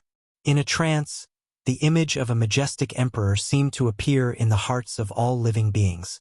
It was incomparably domineering, incomparably precious, and shook people's hearts. Ancient memories were awakening. The scene of the celestial emperor suppressing the primordial world in the past appeared in the hearts of all living beings again, making them understand. This primordial world was still the primordial world. The liches were the true masters of the world. They had always been so and had never changed. Even the appearance of a saint could not change this point. It did not shake their rule. It had to be said that although Dijun did not get rid of the trouble of Feng Zichen this time, it had really intimidated all living beings in the primordial world. It made them feel the majesty of the heavenly court again and put away the thoughts that they should not have. Although Dijun had left, the atmosphere at the wedding venue could no longer return to the previous cheerful atmosphere. After all, Feng Zichen had offended the celestial emperor. For a moment, the hearts of everyone present wavered. Other than the hardcore allies of the human race, many people had the intention to leave. In recent years, the human race had become more and more powerful. Therefore, when Feng Zichen got married, other than the allies of the human race, many of the surrounding races also sent people to congratulate him. According to their original intention, they had only come to congratulate him. Who knew that such a huge change would happen at the scene? This was unbearable. If the celestial emperor remembered them and thought that they were allies of the human race, he would destroy them. That would be terrible. Regret. Extreme regret. If they had known that the human emperor and the celestial emperor had a grudge, they would not have come to join in the fun. Their relationship with the human race was not so good that they would live and die together. Everyone, the human race has the protection of the Nuwa. Although the celestial emperor is strong, the empress is not weak either. In the end, he has to care about the empress's face and will not go too far. Seeing everyone's expressions, Feng Zichen naturally guessed their thoughts. He could not help but stand up and speak loudly. Yes, yes. Not to mention that the Nuwa is a saint. Even when the demon race was first established, the empress was once the demon emperor and was as respected as his majesty. The celestial emperor will not go too far. Everyone thought about it and felt that it made sense. Otherwise, why would the celestial emperor retreat? Wouldn't it be fine if he just crushed the human emperor to death? With this thought in mind, they put their hearts back into their stomachs and continued to drink and have fun. If Feng Zichen had talked about other saints, everyone might not have been so polite. However, Nuwa was different. Back then, in order to expand the influence of the demon race, Dijun specially invited Nuwa and Fushi to join the demon race at the beginning of the demon race's establishment. They were known as the 4 emperors of the demon race in history. After that, the heavenly court was established. Fushi was worried that a place like the heavenly court, where karma was entangled, would drag down Nuwa and prevent her from becoming a saint. Therefore, Fushi stepped forward bravely and used his heaven-defying divine ability to attribute all the karma between Nuwa and the demon race to himself. This allowed Nuwa to be able to escape and completely sever her relationship with the demon race so that she could become a saint in peace. However, although Nuwa had left the demon race, she still had a lot of influence on the demon race. In addition, Fushi was still in the demon race. It could be said that Nuwa was still one of the overlords of the demon race and had great power in the demon race. The demon refining gourd was in Nuwa's hands. If you're disobedient, do you want to go in and try? Of course, this was under the premise that it did not involve Dijun. He still respected Nuwa very much. However, if he touched Dijun's foundation, not to mention Nuwa, even Fushi would not be able to do it. He would still make a move when he had to. For example, just now, the coast of the East Sea was enveloped by Nuwa's barrier. If Dijun really cared about Nuwa, how could he brazenly make a move? Could be seen that, for Nuwa's face, it might not be very useful to Dijun. However, Dijun knew this, Nuwa knew it, and Feng Zichen also knew it. However, the guests below did not know it. This did not prevent Feng Zichen from fooling them. Feng Zichen was also very helpless. Today was his big day. If the wedding was halfway through and everyone left, then he would lose a lot of face today. Left with no other choice, Feng Zichen could only come up with this plan to make everyone stay. At this moment, even if someone saw through it, they would not leave. That was because there was another meaning in Feng Zichen's words. You don't dare to offend Dijun, but do you dare to offend Nuwa? Therefore, it was best to stay and attend the wedding in peace. a Khanate god-fiend born from the origin of creation. This Pangu's Zichen clan is really lucky to be able to find such a woman to marry. How enviable! In the void, streams of ancient spirit wills were colliding and communicating with one another. These were the great magicians of the primordial world. Whether it was the appearance of a human marriage or Dijun's attack, they were all worthy of their attention. Therefore, after Dijun stopped, they deliberately cast their gazes and secretly observed the main character of this event. Of course, they were no stranger to Feng Zichen. Chang'e, on the other hand, shocked them. This was another Khanate godfiend that had never appeared before, and it was a Khanate godfiend born from the origin of creation. How strange! In the primordial world, although there were many Khanate godfiends, they referred to ordinary Khanate godfiends. Top Khanate godfiends like Kuan Pengzhen Yuanzi were still very rare. Every Khanate godfiend with such aptitude was worth paying attention to. In the future, they might be able to stand shoulder to shoulder with them. Fortunately, Goddess Nuwa made preparations in advance. Otherwise, it would be dangerous today. Feeling the gazes focused on the two of them, Feng Zichen frowned, but he could not help but secretly rejoice. Long ago, Nuwa had expected such a situation.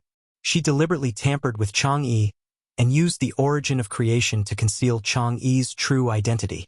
Otherwise, Chang'e's true identity would not be hidden from the eyes of these old fellows. Then Feng Zichen was in big trouble. Taking a Khanate godfiend with the creation attribute and marrying an ancient moon god with the fate of empress were obviously two different concepts. No matter how tolerant Dijun was, he probably could not tolerate her. Fortunately, Nuwa's understanding of the Tao of creation was extremely deep and could be said to be the best in the primordial world. She personally covered up Chang'e, and it was almost fake. There were no more than 3 people in the primordial world who could see through it. Speaking of which, Nuwa and Fushi were clearly Khanate godfiends born from the Tao of Yin and Yang, but they each broke their own boundaries and walked their own paths. One achieved the Tao through creation, and the other achieved the Tao through the Khanate 8 trigrams. It was amazing. This was also one of the reasons why Feng Zichen firmly believed that Nuwa was not simple. People said that although Nuwa was the first of the 6 saints to achieve the Tao, her strength was the weakest among the saints because she relied too much on merit. In Feng Zichen's opinion, this was undoubtedly very funny. Not to mention that among the 6 saints, which one of them did not achieve the Tao through merit? Just the fact that Nuwa had walked her own path early was enough to prove her extraordinariness. Those who underestimated her would pay the price in the end. The merit obtained from creating a human was merit, but the merit obtained from establishing a sect was not merit. The 6 saints of the primordial world all became saints by virtue, without exception. Among them, Nuwa became a saint by completing the human path. Therefore, she had been enlightened by the human path. Her foundation was so deep that it was far from the 5 saints who established sects to become saints. In the primordial world, only Tao ancestor Hongjun, who had been enlightened by the heavenly path, and goddess Hutu, who had been enlightened by the earth path, could be on par with her. Nuwa's strength was definitely top-notch among the saints. It was far from being as simple as it seemed. Sun Star, Sun Temple. After returning here, Dijun could no longer suppress the anger in his heart, and could not help but roar loudly. Bastard! What a bastard! This was the birthplace of Dijun and Tai. It was also the ancestral land of the Golden Crow clan. It was also the supreme holy land of the Demon clan. Few outsiders could set foot in it. Therefore, only here could Dijun roar loudly without caring about his image and vent the anger in his heart to his heart's content. Thus, he did not have to worry about being discovered by outsiders and damaging the dignity of the Celestial Emperor. Big brother, why are you so angry? Although Feng Zichen's status is noble, he is just a Daluo Jinxian. Even if he is invincible in this realm, he is still a Daluo Jinxian. As long as he does not exceed this range, he is just a slightly bigger ant to us 2 brothers. When you and I take that crucial step, no matter if he is the sword ancestor or the great Taoist priests, we can destroy him with a flick of our fingers. There is no need to take it to heart. On the other side, after Dijun vented the anger in his heart, Tai came forward and advised. From his words, he did not take Feng Zichen seriously at all. It was as if he was not talking about some great medium of the untainted land, but some other ant. However, he was Tai, the top expert of the untainted land, the real #1 person of the demon clan. He was even stronger than Di Jun and Fushi. Others were not qualified to look down on Feng Zichen, but he was. Although his cultivation had not reached the level of Dalio Jinxian, his strength had long reached this realm. In front of him, Dalio Jinxian was indeed not much different from an ant. Only a half-step primordial chaos expert was worthy of his scorn. As the great Taoist priests, Feng Zichen was naturally an extremely powerful existence in the eyes of Dalio Jinxian.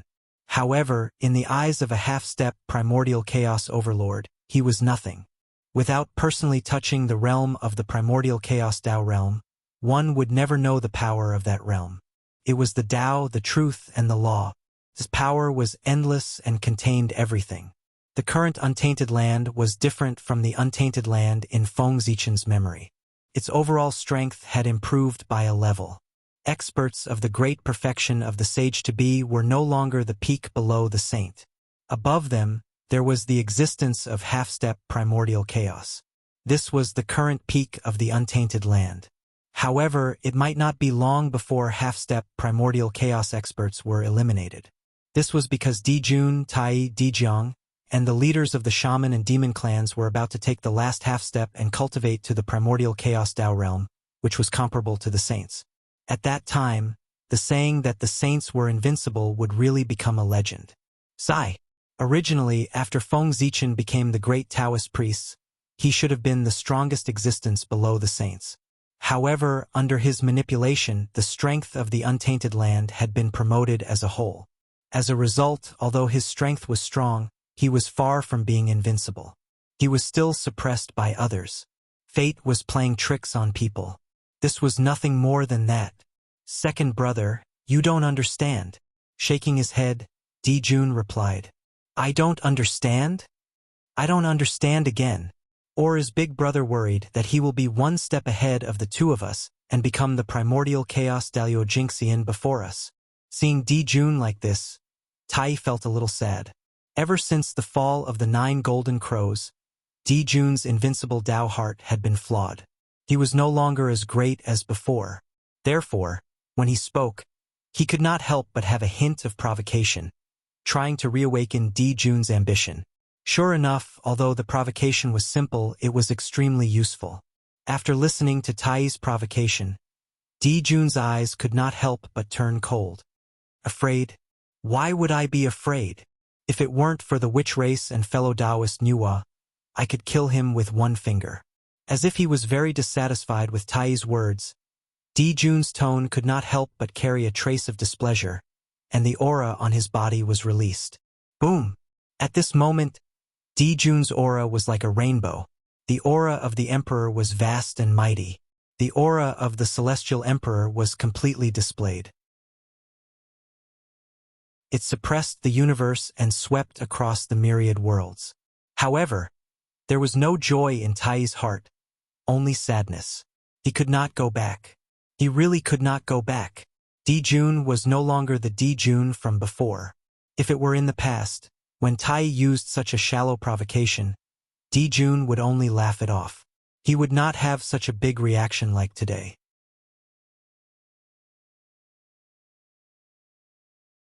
Chapter 451. There was indeed a problem with Di Jun's Taoist heart. Of course, this was not necessarily a bad thing for Di Jun. As the saying goes, there can be no construction without destruction. When Di Jun's Taoist heart completely recovered, it would be the time for him to become the primordial Dalio Jinxian. However, if Di Jun's Taoist heart could not recover, then he would not have the chance to become the primordial Dalio Jinxian in this lifetime. The primordial chaos was about the great Dao being as one and the Taoist heart being perfect and flawless. If one's Taoist heart was damaged, it was already very good to be able to maintain his current strength. It was impossible to hope to take another step forward. Di Jun's anger seemed to be nothing, but the impact was not small. He was the master of the Sun Star, and his every move was in accordance with the sun star. His aura suddenly erupted, and the sun star immediately reacted. Endless heat waves swept out, shocking the entire starry sky. Looking up from the primitive land, one would only feel that the sun was even more dazzling. However, the demons living in the boundless starry sky were firmly affected.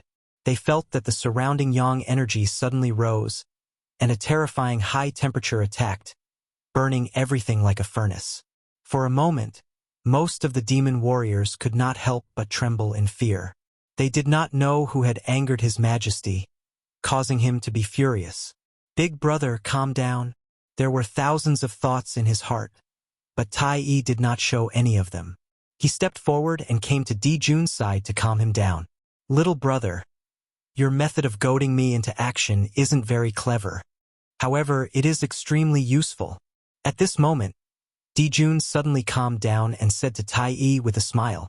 With the change in Di Jun's mood, the restlessness of the sun star gradually subsided, and the boundless starry sky regained its tranquility. After all, it was the place where he was born. Returning here, Di Jun's heart seemed to have been baptized. There was a mysterious force protecting him, removing all negative effects for him.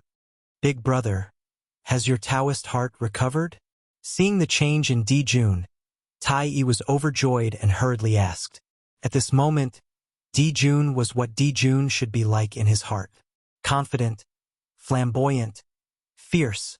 No, it's just that after returning here, the power of the sun has been added to my body, temporarily suppressing the negative effects brought about by the loss of my Tao heart. Shaking his head, Di Jun said in a deep voice, ever since the fall of the 9 golden crows, this was the first time he had returned to his birthplace. He didn't expect such a wonderful change to occur that could suppress all negative emotions. Don't worry. Here, Di Jun felt extremely relieved. It was this feeling that made him temporarily put down the pain of losing his son, and his wounded heart was comforted. Oh! The Sun God Temple has such a function? It seems that we still don't know enough about our birthplace. Tai Yi raised his eyebrows in surprise. It was the first time they had discovered that the Sun God Temple had such a function. In the past, the Sun God Temple's function was to gather the power of the sun. This was naturally very important at the beginning of their cultivation. Could speed up their cultivation. However, after they became Dalio Jinxian, they no longer needed the spiritual energy of heaven and earth. The Sun God Temple's effect on them became negligible. Other than having some commemorative significance, it didn't have much value. However, the Sun Star was formed by Pangu's left eye. How could the Khanate temple that was born in it be so simple? Of course, there were endless mysteries. It was just that Di Jun, Tai Yi, and the others didn't discover it. Or rather, there was some unknown power that suppressed the magic of the Sun God Temple and prevented outsiders from discovering it. However, treasures wouldn't be covered in dust forever. There would eventually be a time when they would reveal themselves. Di Jun, Tai Yi's death was imminent. As their common mother, the Sun Star couldn't bear to see her child die. Driven by instinct, she activated the Sun God Temple and reproduced the power of this supreme treasure. The power of the Sun Star spread throughout the primordial world and the myriad worlds. How great was that? Even a saint couldn't compare to it. If she wanted to activate a supreme treasure, who could stop her? Even the power that suppressed the Sun God Hall was unable to contend against the might of the Sun Star. It dispersed in an instant. That was why Di Jun's Tao heart was awakened. There's no hurry to investigate the Sun God Temple. It's here anyway. Can it run away? The most important thing now is to break through to the primordial chaos Dalio Jinxian. Only by stepping into this realm can our demon race have the capital to defeat the Magi. Otherwise, who can compete with the Lady of Earth among the demon race? Thinking of the Lady of Earth, Di Jun couldn't help but feel a little heavy. She was a true saint. If she interfered in the battle between the Magi and the demons, there would be many variables in this battle.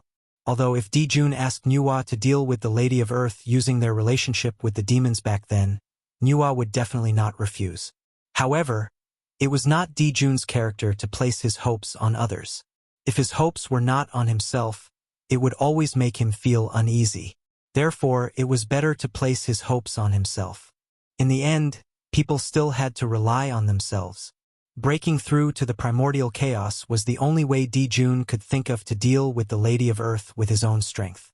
The primordial chaos Daluo Jingxian was a realm that was comparable to a saint. Other than not being able to borrow the power of the heavenly Tao, there was almost no difference between him and a saint. This was the true capital to compete with a saint. That's right. Only by becoming the primordial chaos Daluo Jingxian can our demon race defeat the Magi.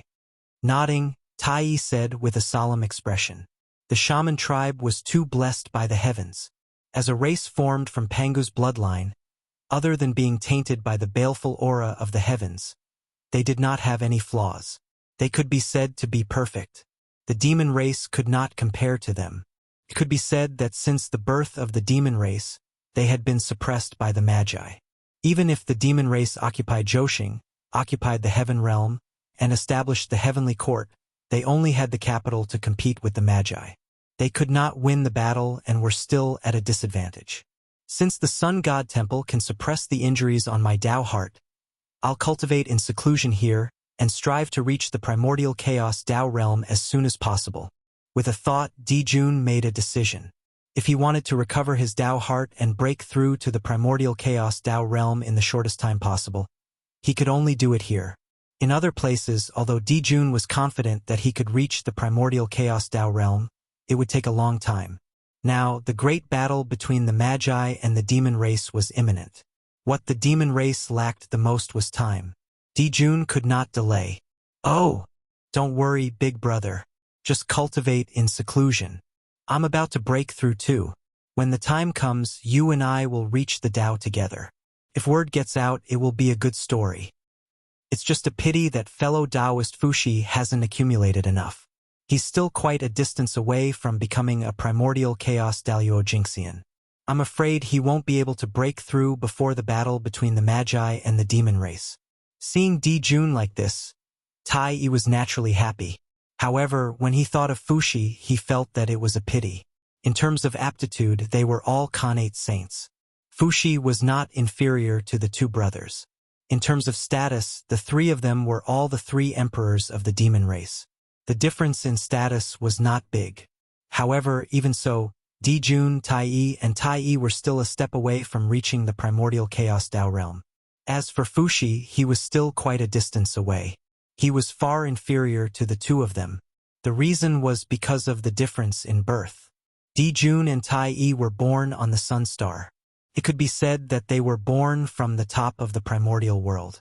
Even the three pure ones could not compare to them. The light of the sun shone on the primordial world, bringing endless vitality to the earth. This was an immeasurable amount of merit. Moreover, as long as the sun was not extinguished, the merit would not be cut off. As for Di Jun and Tai, they were born to enjoy this merit. This was the real reason why they could become celestial emperors. If they wanted to become celestial emperors, they would need to be extremely lucky. Only an existence like the sun star, which was blessed by the entire primordial world, could support it. With the protection of the sun star, no matter how great Di Jun and Tai's achievements were, it would not be surprising. It could be said that the two of them could cultivate to the primordial chaos Daluo Jingxian while lying down. However, this would take a long time. As for Fuxi, he was born in the Qifeng Mountain. Although it could be called a top grotto heaven in the primordial world, it was far from being comparable to the sun star. This caused the gap between him and Di Jun, Tai and Tai. He was born this way. What could he do? In terms of background, there were not many people in the primordial world who could compare to Di Jun and Tai. With Fuxi's talent, if the battle between the Lich and the demon race could be delayed by a few hours, he might be able to cultivate to the primordial chaos Daluo Jingxian. However, there was really not enough time. This could only be said to be Fuxi's bad luck. Sigh! Everyone has their own fate. Fellow Taoist Fuxi doesn't have this luck. There's nothing we can do. Di Jun was very open-minded about this matter. Ever since Fuxi joined the demon race, he had never mistreated Fuxi. Whatever the two brothers had, he would definitely give Fuxi a share to prevent him from being unhappy. Even so, Fuxi could not cultivate to the primordial chaos Tao realm. It could only be said that his fate was not enough. Big brother, what are you talking about?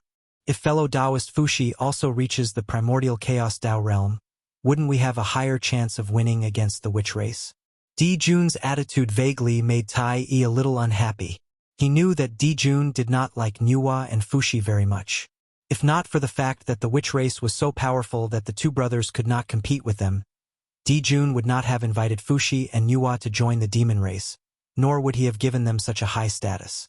This was because he had no choice but to use their strength to fight against the witch race. However, it was true that the existence of Nuwa and Fuxi had taken away Di Jun's power. This made him very unhappy. Perhaps this was the nature of an emperor. He had an abnormal passion for power. However, it would have been fine if it had been any other time. However, now that the demon race was on the verge of extinction, it was a little too much for Di Jun to still be like this. One had to know that Fuxi had contributed greatly to the demon race being where they were today. Brother, you worry too much. When you and I become primordial chaos Dalio Jinxian, there will be no suspense in the battle between the witch race and the demon race. Our demon race will definitely win. At that time, fellow Taoist Fuxi might be able to achieve the Tao in one fell swoop with the momentum of a great victory. Di Jun smiled and said nonchalantly, in the future there was no need for Fuxi. The two brothers were enough for the demon race. Fuxi was a little redundant. He could use this opportunity to get rid of Fuxi. After all, the demon race still needed Fuxi's help in the past. But now he was not so important. The demon race, they had already passed the most difficult time. If the demon race defeated the witch race, they would become the only protagonist of the world. Di Jun would also become the true number one person in the primordial world. Tai Yi was his only younger brother. He could share the glory with him and be respected as the East Emperor. But Fuxi was an outsider. Why should he be respected as him? Wasn't this annoying? Moreover, Fuxi was backed by Nuwa. This was even more intolerable for Di Jun. The combined influence of the two of them was already enough to shake Di Jun's rule. As the emperor, how could he tolerate such a thing to happen? Therefore, Fuxi had to die, and he had to die in the hands of the witch race. This way, he would be able to arouse Nuwa's anger and make her attack the witch race without caring about anything. Then, the demon race's chances of winning would undoubtedly be greater. Using his own death to achieve the hegemony of the demon race. How magnificent! How magnificent! This could also be considered Emperor Shi's final contribution to the demon race. Thinking of this, Di Jun glanced at Tai Yi and could not help but shake his head. This younger brother of his was still too sentimental. But if Fuxi did not die, the demon race would always have hidden dangers. Other than Fuxi's plan, Di Jun did not plan to tell Tai Yi or anyone else. Firstly, he knew that Tai Yi and Fuxi had a good relationship. If he told Tai Yi about this plan, he would definitely stop him. Secondly, Fuxi was a grandmaster of divination. If he secretly schemed against him, it would be fine if he thought about it. If he said it out loud, he would definitely sense it and create variables. Second brother, let's not talk about Fuxi. You, on the other hand, big brother, you should really apologize. If you weren't dragged down by me with your talent, it would be easy for you to reach the primordial chaos path realm. Surpassing the saint would only be a matter of time. Now that you are being suppressed by the saint, it is all my fault. Seeing that Tai Yi still wanted to say something, Di Jun hurriedly changed the topic. If they kept talking about Fuxi like this, it was very likely that they would be sensed by him. They had to be on guard. However, these words were indeed spoken by Di Jun from the bottom of his heart. Tai Yi Tai meant big. One meant one of Tao begets one. From this name, one could tell how extraordinary Tai Yi was. He was the existence with the best aptitude in the primordial world after Tao ancestor Hongjun. In the era when Tao ancestor did not appear, Tai Yi was the number one in the primordial world. Even the three pure ones did not dare to compete with him. Even without the Hongmeng purple chi, it would be easy for him to reach the primordial chaos path realm. But he did not, because he joined the heavenly court. The heavenly court was the place with the most karma in the primordial world. A long time ago, Taiyi's realm had already risen to the primordial chaos path realm. Otherwise, he would not have been able to suppress the two of them alone when he was guiding them to become saints. However, due to the burden of the heavenly court, the karma on his body was entangled. He was unable to take the last half step and reach the realm that was comparable to saints. Only then was he surpassed by the 6 saints step by step. Dijun was not wrong when he said that it was all his fault that Tai-yi could not reach the primordial chaos path realm. That was the truth.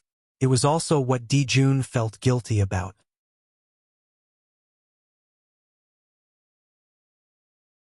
Chapter 452.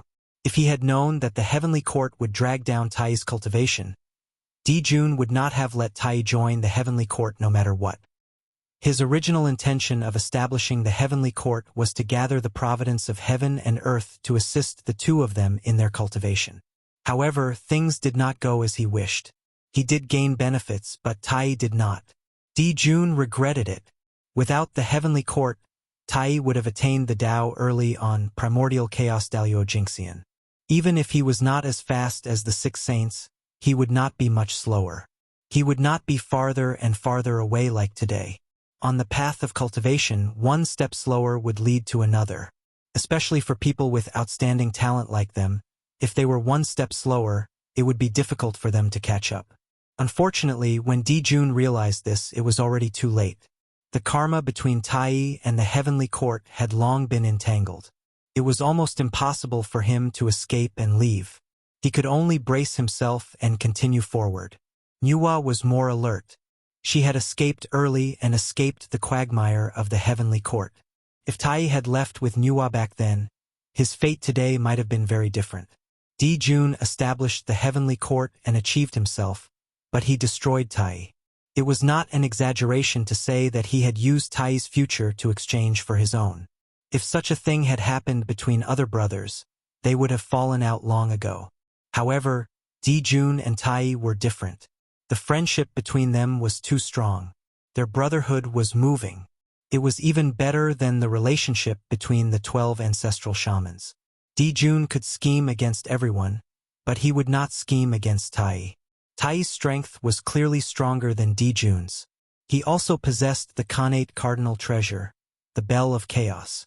He could be said to be the number 1 person in the heavenly court. However, he was willing to submit to Dijun and fight for him to conquer the vast territory ruled by the demon race. It could be said that his brother's relationship with him was deep. After all, although the demon race was big, there were only 2 golden crows born from the Khanate. Big brother, don't say that. This is my own choice. Seeing Dijun blaming himself so much, Tai hurriedly said, it was not entirely Dijun's fault. Who knew that the heavenly court was a trap? In the beginning, Tai had indeed benefited from the celestial court. His cultivation progressed rapidly, and it didn't take long for him to reach the half-step origin Tao realm. It was also at that time that Tai realized that something was wrong. No matter how hard he tried, he could not break through the last half-step. After pondering for a long time, he realized that it was because of the heavenly courts.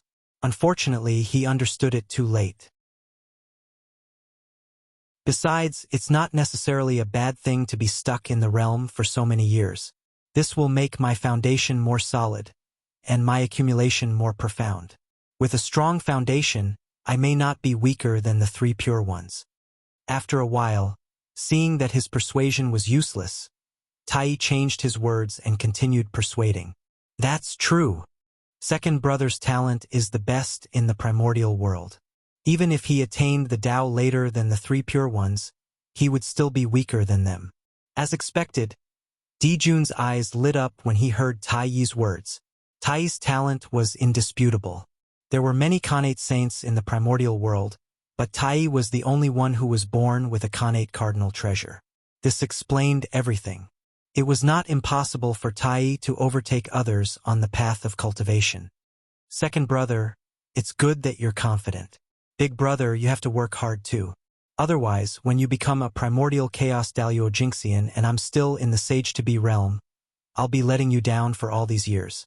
For the heavenly courts, Tai had delayed his future. If Dijun could not break through to the primordial chaos Dao realm, he would not have the face to stand in the primordial world even if others did not say anything. Yes, big brother, don't worry and go into seclusion. I'm going into seclusion too. I have a feeling that I'm not far away from attaining the Dao. When the time comes, you and I will attain the Dao together. I think the faces of the Magi will be very interesting. Thinking of the expressions of the ancestral race after the two of them attained the Dao, even Tai's state of mind could not help but fluctuate. He joked with Dijun for a long time. Tai hated the 12 ancestral Magi to the core. If it was a one-on-one battle, Tai was confident that he would win even if he did not use the Bell of Chaos. However, the 12 ancestral Magi never fought with him one-on-one. They always swarmed him and beat him until he had no temper. It was really sullen. Yes. When the time comes, we'll definitely teach the Magi a lesson. Tai's words touched Dijun's heart. He nodded repeatedly. Yes. Tai will not disturb Big Brother's seclusion. I'll leave first. At this point, there was nothing to talk about. Only a breakthrough was the right thing to do. Therefore, Tai planned to go back into seclusion. However, before he left, he saw Dijun frown and say, "Although I don't take the Zichen clan seriously, I can't let him have an easy time. Otherwise, won't the world think that the demon clan is easy to bully? If everyone is like him, wantonly provoking the demon clan without paying the price, then where is the dignity of the demon clan?" Dijun suddenly thought of Feng Zichen and planned to teach him a lesson to warn all living beings in the primordial world. That's right. If this person is not punished, the dignity of the demon clan will not be shown. However, among the demon clan, only you, me, and Fushi can defeat Feng Zichen, and you and I have no time to attack. Because of his identity, Fushi will not attack him. The rest might not be his match. That's a little difficult. Thinking of this, Tai frowned. With Feng Zichen's strength, unless it was a half-step primordial chaos expert, no one would be his match. However, only Dijun, Tai, and Fushi had such an expert in the demon clan. Dijun, Tai, was in seclusion and had no time to attack. Fushi was Nua's brother. Of course, he would not attack Nua's face. That left Kuanpeng and the others. These people were either quasi-saints or Daluojinxian. How could they be a match for the great Taoist priests? Difficult. Too difficult. If we can't deal with Feng Zichen, then we'll deal with the humans. Isn't he the human emperor? Then we'll use the blood of his people to wash away his sins. That's good. Everyone knows that this is the consequence of offending the demon clan. Dijun sneered and said, Feng Zichen was not easy to deal with, but were the humans not easy to deal with? With the strength of the demon clan, the humans were at their mercy. That's not good. If we attack the humans rashly, I'm afraid it'll be difficult to explain to fellow Taoist Nua. Tai was a little hesitant about Dijun's suggestion. The humans were a race created by Nua. If they attacked them, wouldn't it be a slap to Nua's face? If the demon clan didn't have a good relationship with Nua, it would be fine if they offended her. However, Nua was an ally of the demon clan and their relationship was extremely close.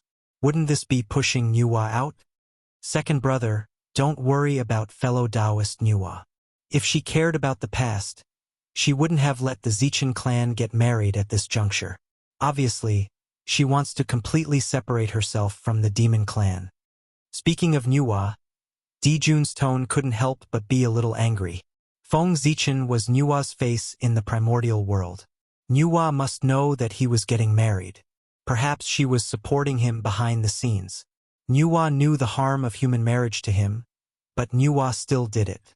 This was clearly not taking him seriously. How could Dijun not be angry? This was also why Dijun was dissatisfied with Nua. At that time, he ignored the barrier set up by Nua and directly attacked Feng Zichen. It might not be without this reason. Nua didn't give him any face. Then why should he give Nua any face? Big brother, I think you might be thinking too much. Fellow Taoist Nuwa might not think so. After a while, Tai deliberated over his words and replied carefully. He really didn't believe that Nuwa would be like this. What good would it do her if the demon clan declined? Nuwa was different from other saints. There was a relationship between her and the demon clan. The stronger the demon clan was, the greater the benefits for her. If the demon clan declined, her interests would also be damaged. The gains did not make up for the losses. Besides, if a mere human marriage could shake the position of the Celestial Emperor, then the position of the Celestial Emperor would be too boring. It was better to abdicate early so that he wouldn't be ousted by others. Big brother, you're still a little petty. You've lost the spirit of the Celestial Emperor. Tai thought silently in his heart. Sigh. Second brother. You're still too emotional. You don't know how sinister people are. Dijun was helpless towards his younger brother. Perhaps it was the confidence brought by his own strength, but Tai was often disdainful of conspiracies and tricks. He thought that those things were not presentable. He was also sincere towards his friends and never cared about gains and losses. Perhaps this was why Tai was so powerful. Only by being sincere in the Tao could one obtain the Tao. Tai had displayed this perfectly. Dijun, on the other hand, was good at scheming. His state of mind had fallen, so he was not as good as Tai. Alright, second brother, you don't have to worry too much. Since the human race has already walked out of the ancestral land, it means that they intend to join the battle for hegemony in the primordial world. Then it's understandable for the demon clan to attack the human race. Fellow Taoist Nuwa can't say much. She can't always protect the human race, right? Suppressing the thoughts in his heart, Dijun said reasonably. If the human race wanted to grow stronger, it was impossible to rely on Nuwa's protection alone. Only by experiencing blood and fire could they establish a foothold in the primordial world. The demon clan attacking the human race was a form of training for the human race. Even if Nuwa was dissatisfied, she could only accept it. Even so, we can't go too far. When the demon clan attacks, let them avoid the human race's ancestral land. The human race in the other places will depend on their own fortune. Tai thought that it made sense and agreed to Dijun's plan.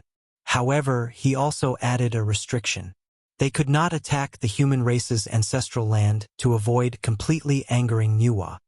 Let's do as second brother says. Dijun did not want to argue with Tai over such a small matter, so he simply agreed. Anyway, it was to teach Feng Zichen a lesson. It did not matter how many humans he killed as long as he achieved his goal. It was not a big deal to let some of them go. In this way, he could save Nuwa's face. Why not? Although Dijun said it happily, he could not bear to completely fall out with Nuwa. Now, the situation of the Lich was unclear. Nuwa was still useful to him. It was not a good time to fall out with her. He had to wait until the demon clan defeated the wizard clan and completely controlled the situation in the primordial world. At that time, Dijun would have the capital to fall out with Nuwa. Under Dijun's order, in the boundless starry sky, countless demon clans were ready to go to the lower world to find trouble with the human race at any time. And this would be the prelude to the massacre of humans by the demon clan. If Feng Zichen knew that the massacre of humans by the demon clan was caused by this, what would he think? The great calamity of the human race was about to arrive, but Feng Zichen did not sense it at all. That was because he was experiencing a joyous event in his life, entering the bridal chamber. As time passed, the wedding had reached the final stage, which was also the most important stage. The bride and groom entered the bridal chamber. Feng Zichen held Chang'e's hand and walked into his bedroom amidst everyone's congratulations. Originally, according to Feng Zichen's original plan, at most he and Chang'e were husband and wife on the surface. Once their true spirit awakened, this marriage would naturally end. But men, most of them did not mean what they said. They ate in the bowl and looked at the pot. Chang'e was such a beautiful woman, and she looked at him shyly. How could Feng Zichen tolerate it? On impulse, he threw all his plans to the back of his mind. Ha ha ha ha. I think you can imagine it yourselves. Only this way is the most moving. After a night of wind and rain, Chang'e collapsed in Feng Zichen's arms with a tired face. The light of the moon on her body surged and enveloped the two of them. On Feng Zichen's body, the light of the Khanate Supreme Yang flickered non-stop. It resonated with the light of the moon on Chang'e's body and gradually merged into one, turning into a yin-yang taiji diagram. After that, a purple star rose from Feng Zichen's sea of consciousness and hung above the yin-yang taiji diagram. Wisps of purple gas hung down, reconciling yin and yang, and operating the two modes. The yin-yang taiji diagram slowly rotated, and boundless Tao runes were produced. Tao and truth intertwined, and countless mysterious runes appeared and disappeared. The mysteries of the Khanate Tao of yin and yang appeared in the hearts of Feng Zichen and Chang'e. The intersection of yin and yang was the most mysterious. With the Emperor Star in the middle to reconcile and operate the two modes, it added a bit of mystery. The two of them immediately fell into enlightenment. In a trance, Feng Zichen's understanding of the Khanate Tao of yin and yang deepened. The things that he didn't understand in the past were all understood now. The problems that he found difficult in the past were also extremely simple, as if he was suddenly enlightened. Moreover, the supreme divine power that he couldn't comprehend before, the Khanate Supreme Yang Divine Light, also had a rough idea now. A little bit of the moonlight flickered in his body, entangling with the Khanate Supreme Yang Divine Light. They gradually evolved and corroborated each other, exploring the source of yin and yang together. It was getting closer to the Khanate Supreme Yang Divine Light step by step. This was another supreme divine power that Feng Zichen dreamed of, the Khanate Supreme Yang Divine Light. Yin and yang gave birth to all things, and everything in the universe was in yin and yang. Therefore, the Khanate Supreme Yang Divine Light contained all things and could melt everything. It was extremely powerful. Moreover, this divine power could be combined with the Khanate Five Elements Divine Light to form another supreme divine power, the Khanate Five Elements Divine Light. In this world, there was almost no one who could escape from the Khanate Supreme Yang Divine Light. Once the Khanate Five Elements Divine Light was released, how many people in the universe could resist it? This supreme divine power was enough to be ranked in the top 10 of all the divine powers in the universe. It was a true weapon of mass destruction. Although Feng Zichen's understanding of the Khanate Five Elements Divine Light was not very deep, as his understanding of the Khanate Tao of yin and yang deepened, he would be able to understand this divine power sooner or later. While Feng Zichen's transformation was still ongoing, Chang'e also began to change. The moonlight on her body became denser and denser. Ancient and mysterious runes appeared and danced around her, drawing in strands of mysterious energy from the core of the lunar star to increase her cultivation. This was the power of the lunar pearl. Under the power of yin and yang, the lunar pearl was awakened.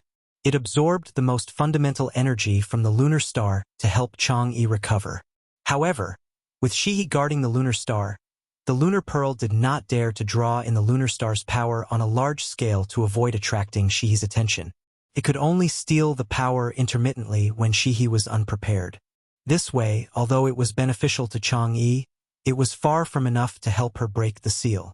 It would take a long time for Wang Shu to reappear in the world. Thus, 100 years passed in a hurry.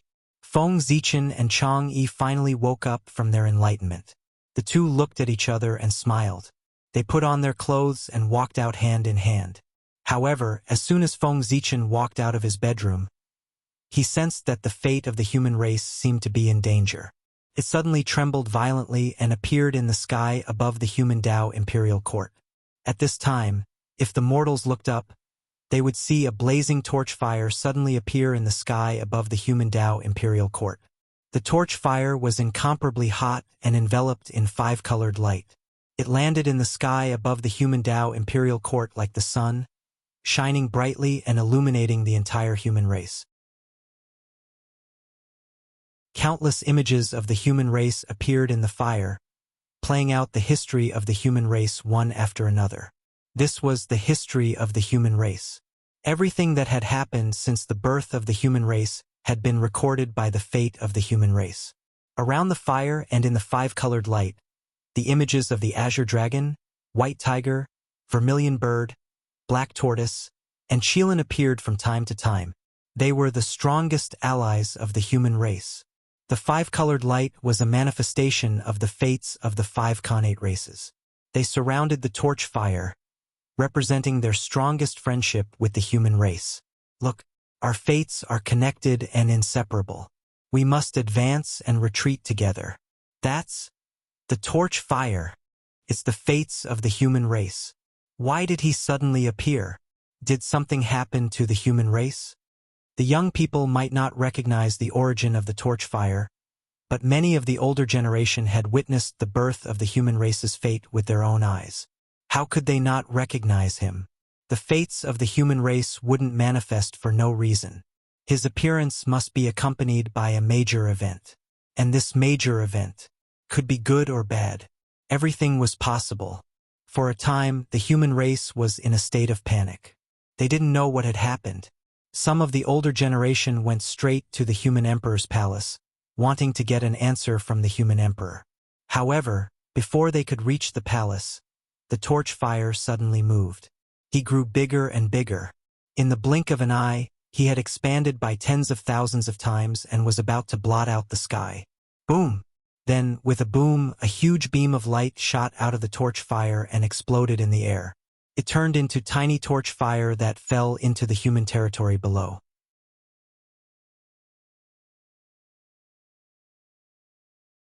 Chapter 453. The tiny flames didn't vanish after landing in the human territory. Instead, they burrowed into the bodies of the human primordial unity golden immortals and merged with their fortunes. All of a sudden, all the human Taijingxian felt that their fate was increasing rapidly. They were all puzzled as they didn't know what had happened to cause such a strange change. After Xianhua did all this, his solid body suddenly turned illusory, giving people a feeling that he was like a bubble that would burst at the slightest touch. Clearly, it had taken a great toll on Xianhua to enhance the fortune of all the primordial immortals of the human race at once. It had even damaged his origin, and it would take him at least tens of millions of years to recover.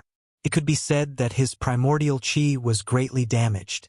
With his primordial chi damaged, Xianhua's strength was greatly reduced, and he could no longer maintain such a huge body.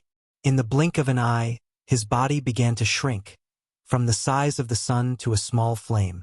After shrinking, Xianhua's body also became solid, no longer looking so illusory, which made people feel relieved. Previously, Xianhua looked like it was going to be extinguished at any time, which was really scary. The people were terrified, fearing that it would suddenly be extinguished. The extinction of the human race's fate was a sign of the extinction of the human race. Fortunately, although Xianhua's situation didn't look good, he was still burning, which meant that the human race wasn't really in a desperate situation.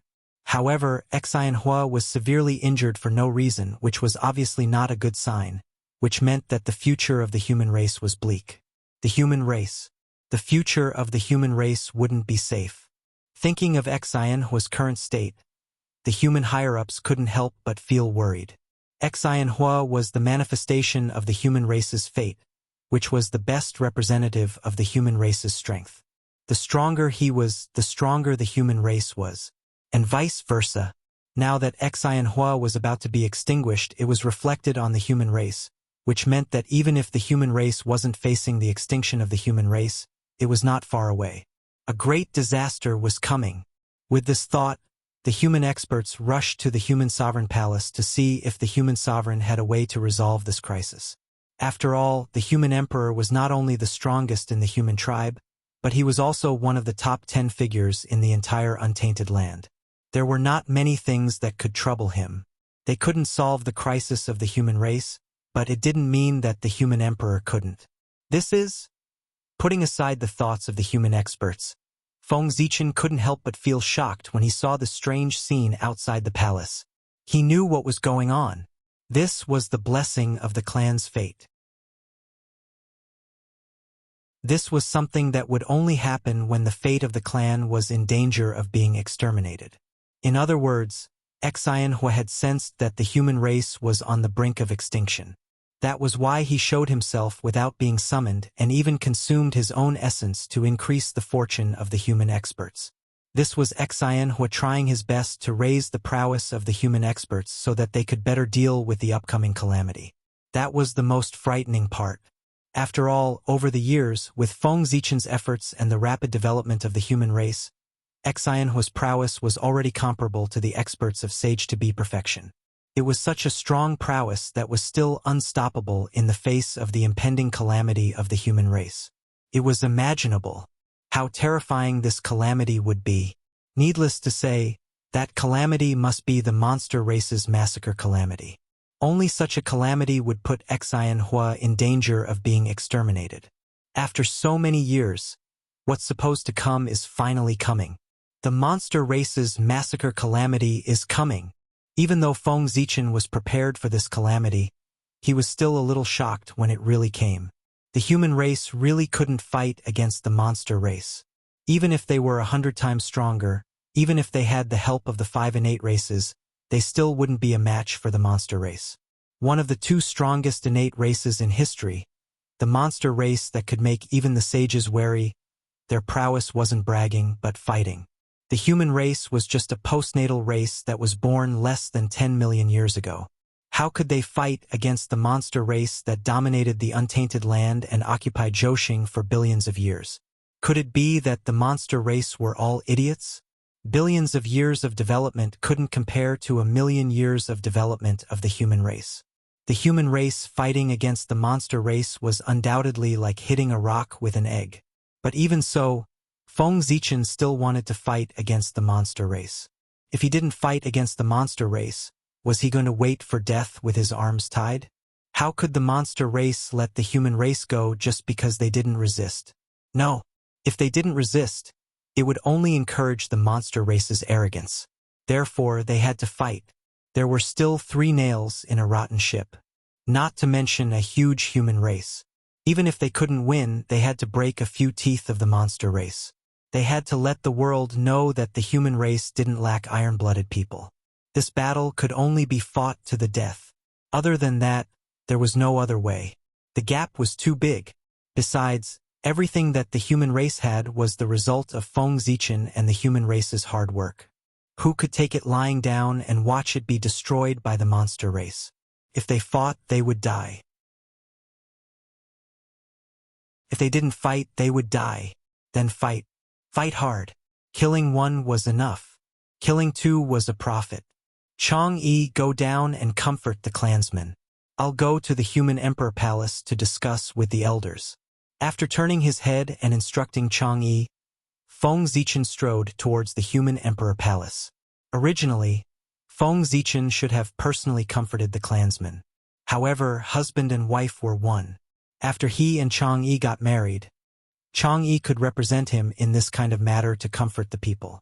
It saved Feng Zichen a lot of trouble. When Feng Zichen arrived at the human emperor palace, there were already many people gathered here.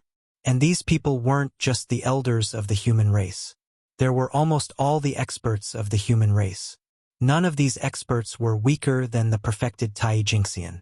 Among them, there were dozens of experts who had already stepped into the half-step Daluo realm and were about to prove their Dao. Could be said that this was the first time that the human experts had gathered together. Usually, they were traveling in the primordial world and rarely returned to the human race. The reason why they were gathered together this time was because they had specially come back to congratulate Feng Zichen on his wedding. Otherwise, it would take a lot of time just to summon these experts who were traveling outside. It's still too little. After a rough glance, there were only about 3,000 to 4,000 human experts present. Feng Zichen couldn't help but feel a little disappointed. 3,000 to 4,000 Tai Jingxian was naturally a terrifying force in the future. But now it was an extremely weak force. Couldn't even be considered a mid-level force in the primordial world, let alone fight with the monster race. It was estimated that an army of the monster race would be able to destroy the human race. The human race had 3,000 to 4,000 Tai Jingxian, and the demon race had 3,000 to 4,000 Daluo Jingxian. How could they fight this battle? Therefore, in this battle they could only defend, not attack. Everyone, the great calamity of the human race is coming. I'm sure you've all felt it. After a moment of silence, Feng Zichen glanced at everyone present and said in a deep voice, Xianhui didn't hesitate to make a move. Without him saying anything, everyone present should have guessed what had happened. If they couldn't guess, they would be a little stupid. With such intelligence, it would be difficult for them to survive in the primordial world. Your Majesty, where does the calamity come from? As soon as Feng Zichen finished speaking, someone immediately stepped forward and asked. They knew that the human race was about to face a great calamity, but they didn't know where it came from. If they didn't know the cause, how could they prevent it? The monster race. Without hiding anything, Feng Zichen said directly. This matter couldn't be hidden, and when the monster race army arrived, everyone would naturally know where the calamity came from. Therefore, it was better to say it in advance so that everyone could be prepared. What? The monster race? Hearing this, everyone was shocked and then fell silent. If it were other races, they would have the confidence to protect the human race. But facing the monster race, they didn't have the slightest confidence. These human experts didn't have a specific idea of how strong the monster race was, but they had all seen the strength of the witch race.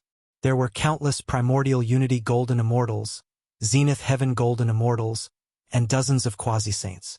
Destroying the human race would be a piece of cake, and a race that could fight against the witch race for hundreds of millions of years without falling. Its strength could be said to be completely beyond their imagination. With such a great disparity in strength, how could the human race fight? For a moment, the hearts of the human race were filled with despair. Why are you afraid? Seeing the despair spreading in the hall, Feng Zichen said, Your Majesty, that's the monster race, one of the strongest races in the primordial world. In the entire primordial world, except for the witch race, who wouldn't be afraid? Not everyone was Feng Zichen, who didn't have the slightest fear in front of the monster race. In the primordial world, the liches were the sky, and no one could disobey them. Those who offended them would only die. For countless years, many races in the primordial world had been destroyed by the witch race and the witch race. Any one of them was stronger than the current human race, but they were still destroyed. The monster race wanted to destroy the human race, so how could the human race be spared? However, although everyone was in despair, no one asked how the human race had offended the monster race. They weren't fools. When they recalled that Di Jun had attacked Feng Zichen during his wedding, they could roughly guess what was going on. However, Feng Zichen couldn't be blamed for this. This marriage was arranged by the elders of the human race with Nua's approval. Feng Zichen himself didn't agree. Speaking of which, Feng Zichen was still a victim. If they hadn't forced him to get married, how could such a disaster have happened? In fact, Di Jun's destruction of the human race was also an honor for the human race. These days, the only race that could make Di Jun exterminate was the human race. Wasn't it an honor for the human race that the Celestial Emperor ordered to attack the human race? However, this honor required the flesh and blood of the human race. In the silence, Feng Zichen spoke. That's true. The monster race is powerful. They dominate the heavenly court and control Zhousing. Even the saints have to give in to them. The human race is just a postnatal race. Our strength is still at the bottom of the primordial world and is far from being comparable to them. If not for the care of the dragon race and the protection of Nua, we would have been destroyed countless times. It's normal to be afraid of the monster race. Who isn't afraid of the monster race? At this point, Feng Zichen paused slightly and then said loudly, But if we're afraid, will the monster race let us go? No! They will firmly carry out Di Jun's order and slaughter the human race. Therefore, we have to fight. Even if we die, we have to die standing, not kneeling. Even if we can't hurt the muscles and bones of the monster race, we have to break a few of their teeth. Let them know that there are no cowards in the human race. Only then will we not waste our trip to the primordial world. Don't tell me you want to die kneeling. Everyone was silent, but Feng Zichen could not be silent. Everyone was in despair, but Feng Zichen could not be in despair. If he was like everyone else, then the human race would really be finished. That's right. Even if the monster race wants to destroy the human race, they have to pay the price. The human race has to fight to the end. The human race is not weaker than the human race. After being provoked by Feng Zichen, everyone swept away their previous decadence and roared loudly with red eyes. They looked like they wanted to fight to the death with the monster race. That's right. At this time, it's the moment of life and death for the human race. It's the time for us to be united and face the disaster together. Although the monster race is strong, why should the human race be afraid? At most, we'll die. Feng Zichen was very satisfied with everyone's attitude. They were afraid before the battle. Was this the attitude that the human race should have? Only when they were not afraid of death could they show the true colors of the human race. Yes. Fight the monster race. Fight to protect the human race. What's there to be afraid of death? Fight to the death. Fight to the death. Fight to the death. Influenced by Feng Zichen, everyone's blood was boiling. Cries of fighting to the death came out of their mouths, and their heroic spirit was undeniable. When the voice spread out of the human emperor palace, even Xianhua seemed to be infected and became more vigorous. This attitude made Feng Zichen, who was sitting at the top, even more satisfied. If the human race was like this, there was no need to worry that the human race would not prosper. Everyone, please calm down. When everyone's blood gradually cooled down, Feng Zichen raised his hand, pressed a few times and said, "Things are not as bad as we thought. After all, the untainted land is the territory of the witch race. How can the monster race come and go as they wish? Therefore, even if the demon race wants to destroy the human race, they won't send great overarching golden immortals. At most, they'll send some primordial unity golden immortals and half-step great overarching experts. In this way, although the monster race's strength is still far beyond that of the human race, it will not be so difficult to deal with them. If the plan is right, the human race may be able to survive this calamity." When everyone calmed down, Feng Zichen continued to analyze. At this time, the witch race could not care less about the Tai Jinxian demons returning to the untainted land. But if the Daluo Jinxian demons came to the untainted land, they would die one by one. Did they really think that the witch race was weak? Daluo Jinxian was already the top battle strength of the two races. No one would let go of the opportunity to kill the other side's experts. Phew! It turns out that the demon god can't take action. Your Majesty, you didn't finish your words at once. You really scared us. Hearing that the demon god would not take action in this battle, everyone was obviously relieved. The reason why the monster race was powerful was because of the large number of Daluo Jinxian. To deal with the human race, the monster race only needed to send out hundreds of Daluo Jinxian to easily destroy the human race dozens of times. Everyone thought that it made sense. Without the Daluo Jinxian, why should the human race be afraid of the monster race? This was a crushing situation. It was impossible to rely on the Tai Jinxian demons to destroy the human race.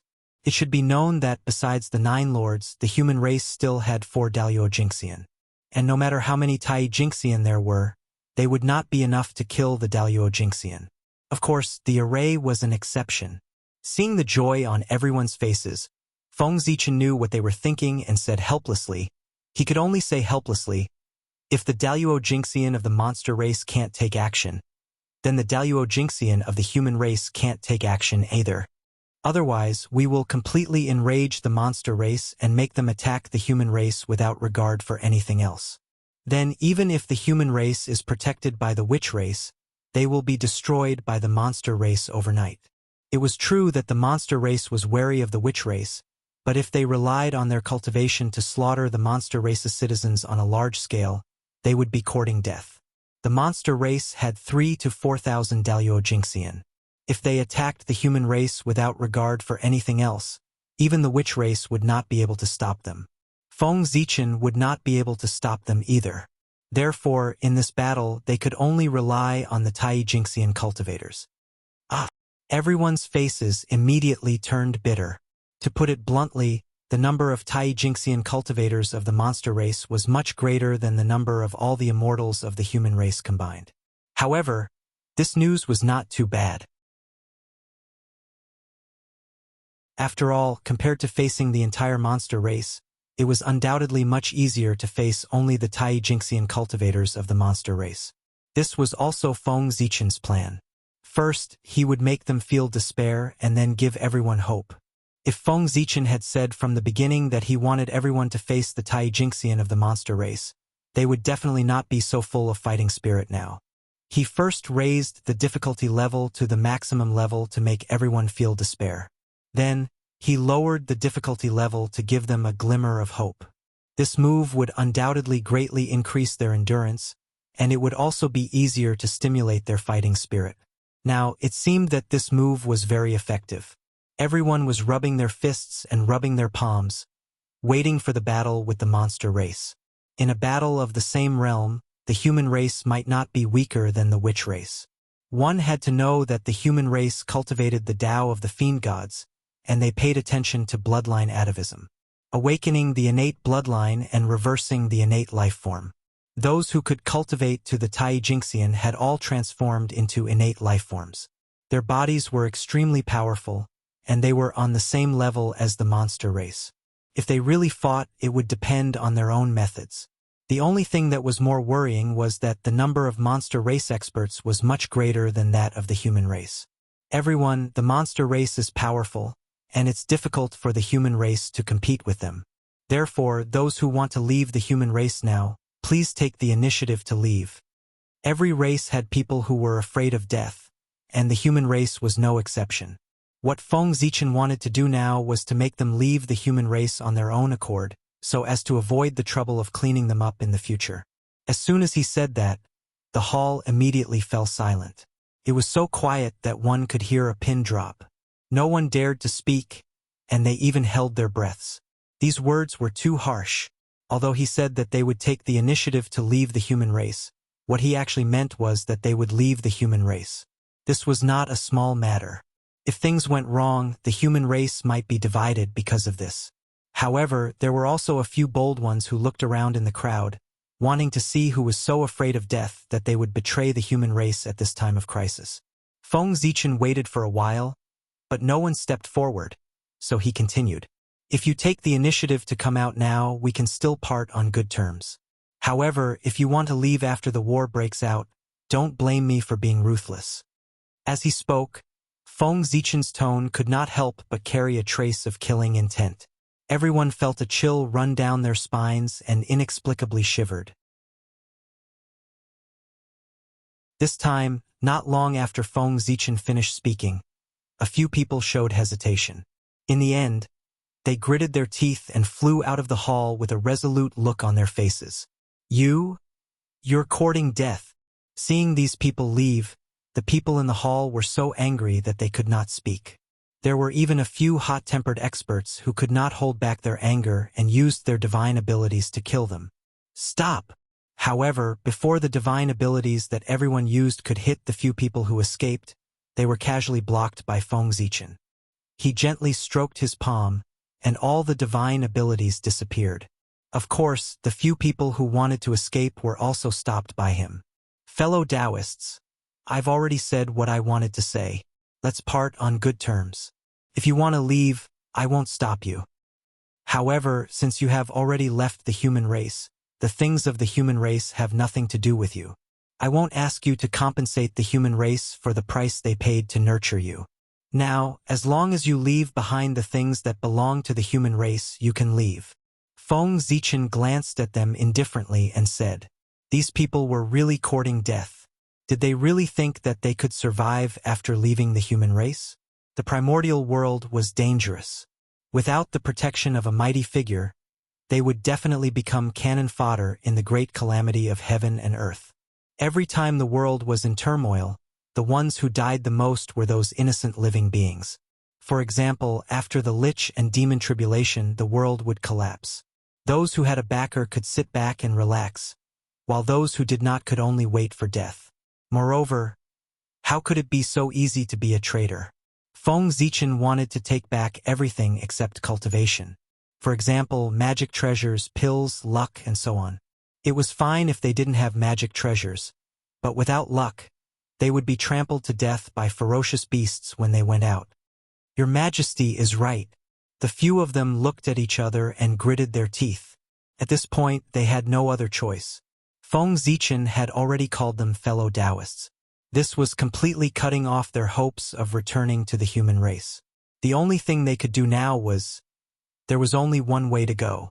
With a ruthless heart, the few of them first threw out their magic treasures and storage spirit treasures. Then, they severed their bloodlines and even destroyed their physical bodies that they had refined for many years. At the same time, Xianhua trembled and took back the luck of the human race from their bodies. In this way, their connection with the human race was almost cut off. Is it worth it? One of them saw this scene and asked in a daze. After severing their bloodlines and destroying their physical bodies, even if they recovered, their strength would be greatly reduced. The price was heavy. Was it really worth it to pay such a price just to leave the race that gave birth to them? Unfortunately, he did not understand. For these people who were afraid of death, living was the most important thing. They could give up everything else. Your Majesty, we will take our leave. After doing all this, the few of them bowed to Feng Zichen and turned to leave. This time, no one stopped them. Therefore, they left easily. Your Majesty, please forgive us for taking our leave. Seeing that Feng Zichen really let those people go, many people secretly heaved a sigh of relief. They hurriedly got up and wanted to leave the human race. This time, there were dozens of people who stood out several times more than before. Seeing this scene, the surrounding people were burning with anger, wishing they could burn their bones and scatter their ashes.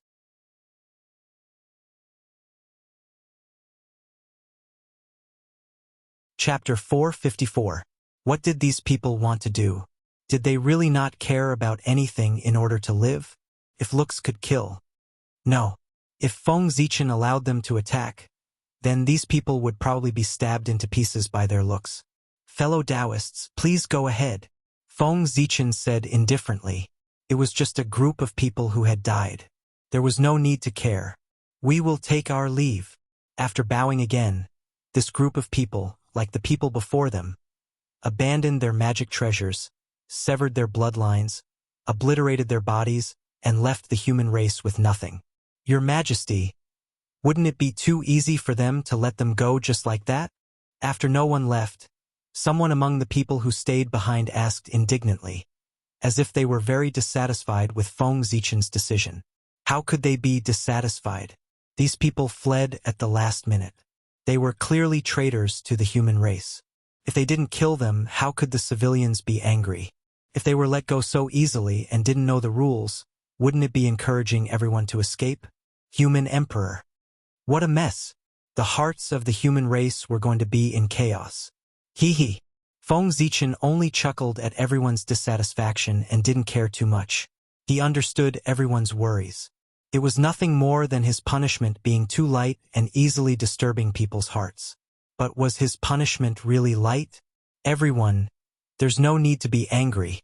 It's good that they left. These people's minds are not difficult. Leaving them in the human race is also a scourge. It's easy to shake the morale of the army. Now that they have been chased out, the human race will have no unstable factors. They can unite and fight against the demon race together. Moreover, how can their relationship with the human race be broken so easily? Their lives were given to them by the human race. Since they have left the human race, they have to leave their lives behind. This is a natural karma that can only be eliminated by death. Therefore, these people have to go through reincarnation. Only in this way can they end the karma between them and the human race. The grace of giving birth to them was greater than the heavens. How could it be offset by bloodlines and bodies? Moreover, their cultivation methods, Tao, divine abilities, and the resources they used for cultivation all came from the human race. What kind of karma was this? It wouldn't be enough to repay in a lifetime. So they wanted to leave? That was impossible. This karma was too heavy, and only death could resolve it. After all, death was the end of everything. If they left the humankind, these people would all die a violent death before long. This was karma. Do you really think karma is a joke? Even the saints were not willing to be tainted by it, so one could imagine how terrifying it was. This was the reason why Feng Zichen let them off so easily. They were going to die anyway, so there was no need to dirty their hands. This? Everyone looked at each other, not knowing if Feng Zichen was telling the truth. Everyone, please look. Feng Zichen knew that no one believed him. Smiling, he waved his sleeve and used the circular light technique, forming a huge circular mirror. The surface of the mirror was very clear, and it reflected everything within 10,000 miles around the human territory. Among them, there were many indistinct figures. They were the ones who had betrayed the human race.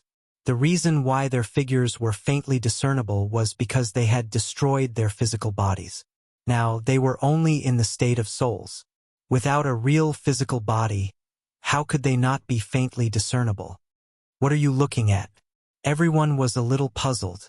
What did Feng Zichen want them to look at? How did these people escape? However, the speed of these people was indeed fast, as expected of those who were afraid of death. All their skills were focused on speed. In a short while, they had run out of the territory of the human race. Their speed was really good. However, what did it mean to just watch them escape? Just as everyone was puzzled, the scene changed. A black wind blew past, and those people did not even have time to cry out before their souls were crushed. Only their true spirits were left, and they were taken away by the power of reincarnation. Hiss! What is this? When everyone saw this, they all sucked in a breath of cold air. What was that black wind? It actually destroyed the souls of dozens of Tai Jinxian so easily. It was too terrifying. It was really too terrifying. Even if these people's physical bodies were gone and their strength was much weaker than before, they knew that even if they took action, they would have to put in some effort and pay a heavy price if they wanted to kill these traitors. It would not be as easy as this black wind. To be able to destroy those traitors so easily, even if they went themselves, they would not be able to end well. Could it be that the human emperor had taken action? Thinking of this, everyone looked at Feng Zichen suspiciously. Although the meaning was not clearly stated, as long as one was not blind, one could see the meaning. Was His Majesty dissatisfied with them and secretly killed them? Otherwise, how could it be such a coincidence that they died just as His Majesty said that something would happen to them? Everyone, this has nothing to do with me. That black wind is called the Black Wind of Nirvana. It is a strange power produced after the void is destroyed. It contains the power of Nirvana. How should I describe its power? It is useless against Daluo Jinxian, but it can easily kill Tai Jinxian. Not to mention that they don't have physical bodies. Even if they were at their peak state, they wouldn't be able to withstand this wind. Shaking his head and smiling, Feng Zichen explained. The death of those traitors really had nothing to do with him. It was all karma. As early as when they decided to betray the human race, there was already a faint aura of death on their bodies. It was just that they were so focused on severing ties with the human race that they did not notice it. This was the calamity of death that blinded the soul. It made the consummate skill that cultivators relied on to survive, the sudden inspiration, completely ineffective. Really? Everyone was still a little skeptical. After all, this happened too coincidentally. Everyone, with my ability, crushing them is as easy as crushing ants. Why would I need to use such underhanded means? Moreover, everyone is a person who has seen his true nature and has become one with the Tao. How can you not see the simple principle of karma? When he said these words, Feng Zichen was also angry, and his words could not help but be a little harsh. Moreover, there was a hint of the charm of a Tao shout in his tone. Tao shout! Tao shout! This was the supreme magical power of the Shenmen sect. It turned sound into Tao sound and used the power of the Tao to shock people's hearts and make them see their true nature. Sure enough, as soon as Feng Zichen finished speaking, everyone suddenly shuddered. It was as if the fog in their hearts had been lifted, and they suddenly felt enlightened. Before the tribulation arrived, the tribulation aura had already been released. There was still some time before the demons slaughtered the humans, but the tribulation aura that filled the world had already arrived and began to confuse everyone's minds. Previously, the reason why these human experts suspected that it was Feng Zichen who did it was because they were bewitched by the tribulation aura and lost their basic judgment. Feng Zichen used the Dao shout to wake them up. Fortunately, the tribulation of the human race was far inferior to the tribulation of the shamans and demons. Otherwise, Feng Zichen would not be able to wake them up. "Thank you, Your Majesty, for your advice." Everyone came back to their senses and immediately thanked Feng Zichen with cold sweat. With the tribulation aura around them, it would be difficult for them to survive the tribulation. It was extremely difficult for a normal person to transcend the tribulation. Moreover, they were people who had been invaded by the tribulation aura and lost their minds. The tribulation aura was too terrifying. If the tribulation aura did not affect their minds, many people would die in the primordial world during each great tribulation. "Everyone, we have no way out." Feng Zichen did not let them see the fate of the traitors without a purpose. He wanted to tell everyone that it was useless to leave the human race. Even if he let them go, the heavens and earth would not let them go. Therefore, put away the thoughts that you should not have and prepare to fight to the death. Only death. After everyone woke up, their intelligence had recovered. Naturally, they could understand what Feng Zichen meant and expressed their stance on the spot. "Very good. It's good that everyone has this ambition. The human race is fortunate to have everyone." Nodding, Feng Zichen was very satisfied with everyone's attitude. Regardless of whether they had really planned to fight the demons to the death or not, now they had no way out. They had to fight the demons to the end. "By the way, how many human experts do we have outside?" With a thought, Feng Zichen suddenly asked everyone. There were many human experts who had traveled outside over the years. Those who had returned to attend the wedding were only the majority of them. A small number continued to travel outside and did not return to the human race. About 300 to 400. A human elder from the Changming clan stepped forward and said, the Changming clan was an elder of the human race. With the cultivation of a half-step Dalio Jinxian, he was in charge of the Changming temple. He was very familiar with the human race who had traveled outside. Of course, the Changming clan did not have this name before. However, after he took charge of the Changming temple, the name was no longer important. He changed it to the Changming clan. 300 to 400. That's not a small number. Call them all back. It's time for them to contribute to the human race. Nodding, Feng Zichen said. 300 to 400 primordial immortals was not a small force at all. By the way, if any of them are unwilling to come back, there's no need to force them. Just chase them out of the human race. There's no need to care about them. In the end, Feng Zichen added, those who did not want to repay the human race would have to wait for their retribution. Of course, if some of them had not received any favor from the human race since they were born, it was understandable that they did not repay the human race. The heavens were fair and would not kill the innocent. Yes, Your Majesty. The Changming clan received the order and hurried back to the Changming temple. The Changming temple stored the Changming lanterns of all the humans who had traveled outside. Naturally, they had a way to contact them. Everyone, the demons are too powerful for the human race to fight against. Therefore, we need to think carefully about how to fight this battle. With the internal conflict resolved, it was time to talk about how the human race would fight against the demons. Your Majesty, what do you suggest? The difference in strength was too great. The chances of the human race defeating the demons were too low. Therefore, they did not hope to defeat the demons. They only hoped to preserve the human race's strength as much as possible. Defend! Feng Zichen announced his strategy. Defend! Everyone was puzzled. That's right. That's right. Only defend and not attack. Feng Zichen nodded in affirmation. How do we defend? If the demons invaded, would the human race be able to defend against them with their strength alone? All the major cities are protected by the Chaos Formation. Therefore, I want all of you to guard the major cities and rely on the Chaos Formation to firmly block the demons' advance and not let them take a step into the human race's territory. Feng Zichen had long planned how to fight against the demons.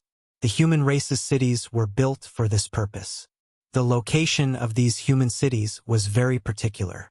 They formed a circle around the human race's territory and formed the human race's first line of defense. If outsiders wanted to enter, they would have to break through this line of defense first. However, this line of defense was not so easy to break through. There was a chaos formation in the city. It was a supreme formation recorded in the chaos bead. It contained the true meaning of the Great Tao and was the supreme formation of the space-time Tao. Even if the chaos formation set up by Feng Zichen was less than a billionth of the original, it was still one of the strongest formations in the primordial world, second only to the primordial world's three great formations. Moreover, the most powerful thing about the chaos formation was that it could distort space-time. Every city had a chaos formation. It seemed to disperse his power, but in fact, it was not. The space-time that belonged to the chaos formation had long been folded. There seemed to be many, but in fact, there was only one. In other words, there was only one chaos formation. It was the formation that protected the human Tao imperial court. The other chaos formations were all products of distorted space-time. They seemed to be in the major cities, but in fact, they were still in the human Tao imperial court. Once these chaos formations were activated, space-time would overlap. Although everyone was in different places, they shared a set of formations. This meant that they could provide support at any time. If any side was attacked by the demon's main force, the human experts in other places could quickly provide support. No, they could not say that. It should be said that no matter where the demons attacked from, they would be facing all the human experts. In this way, unless the demons gathered all their forces to attack the humans at once, it would be difficult for them to break through the human race. This was one of the abilities of the chaos formation. It ignored space-time. This was much more advanced than teleportation formations. Unless a half-step primordial chaos Tao realm expert sealed space-time, no one could stop the power of the chaos formation. Next, it would depend on whether the demons planned to attack in batches or decide the outcome in one battle. If the outcome was decided in one battle, this method would be useless. However, there was a high chance that the demons would not use this method, because the humans were too weak. It was not worth it for them to use this method. They would only use this method if they could not succeed after a long time. However, this was enough for the humans to hold on for a while. This method is not bad. But can the chaos formation block the demons' attacks? It was a good method, but everyone was worried about the power of the chaos formation. Usually, they knew that the chaos formation was very strong, but they did not know how strong it was. After all, there were only a few famous connate formations in the primordial world. There was no one called the chaos formation. You don't have to worry about that. Although the chaos formation is not famous, I comprehended it from the inheritance of the great Taoist priests. It is a first-class connate formation in the primordial world. It is extremely powerful and can be ranked in the top 10 of the primordial world's formations. It should be enough to resist the demons. Of course, he could not tell the true origin of the chaos formation. Feng Zichen could only push his origin to Pangu. After all, he was the descendant of Pangu. It was normal for him to obtain an extremely powerful connate formation. So it's the formation passed down by the great Taoist priests. Then the humans have nothing to worry about. Everyone was overjoyed when they heard that. They did not expect the chaos formation to have such a shocking origin.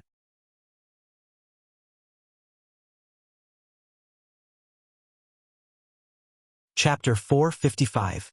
That was Pangu, the founder of the primordial world, a supreme existence.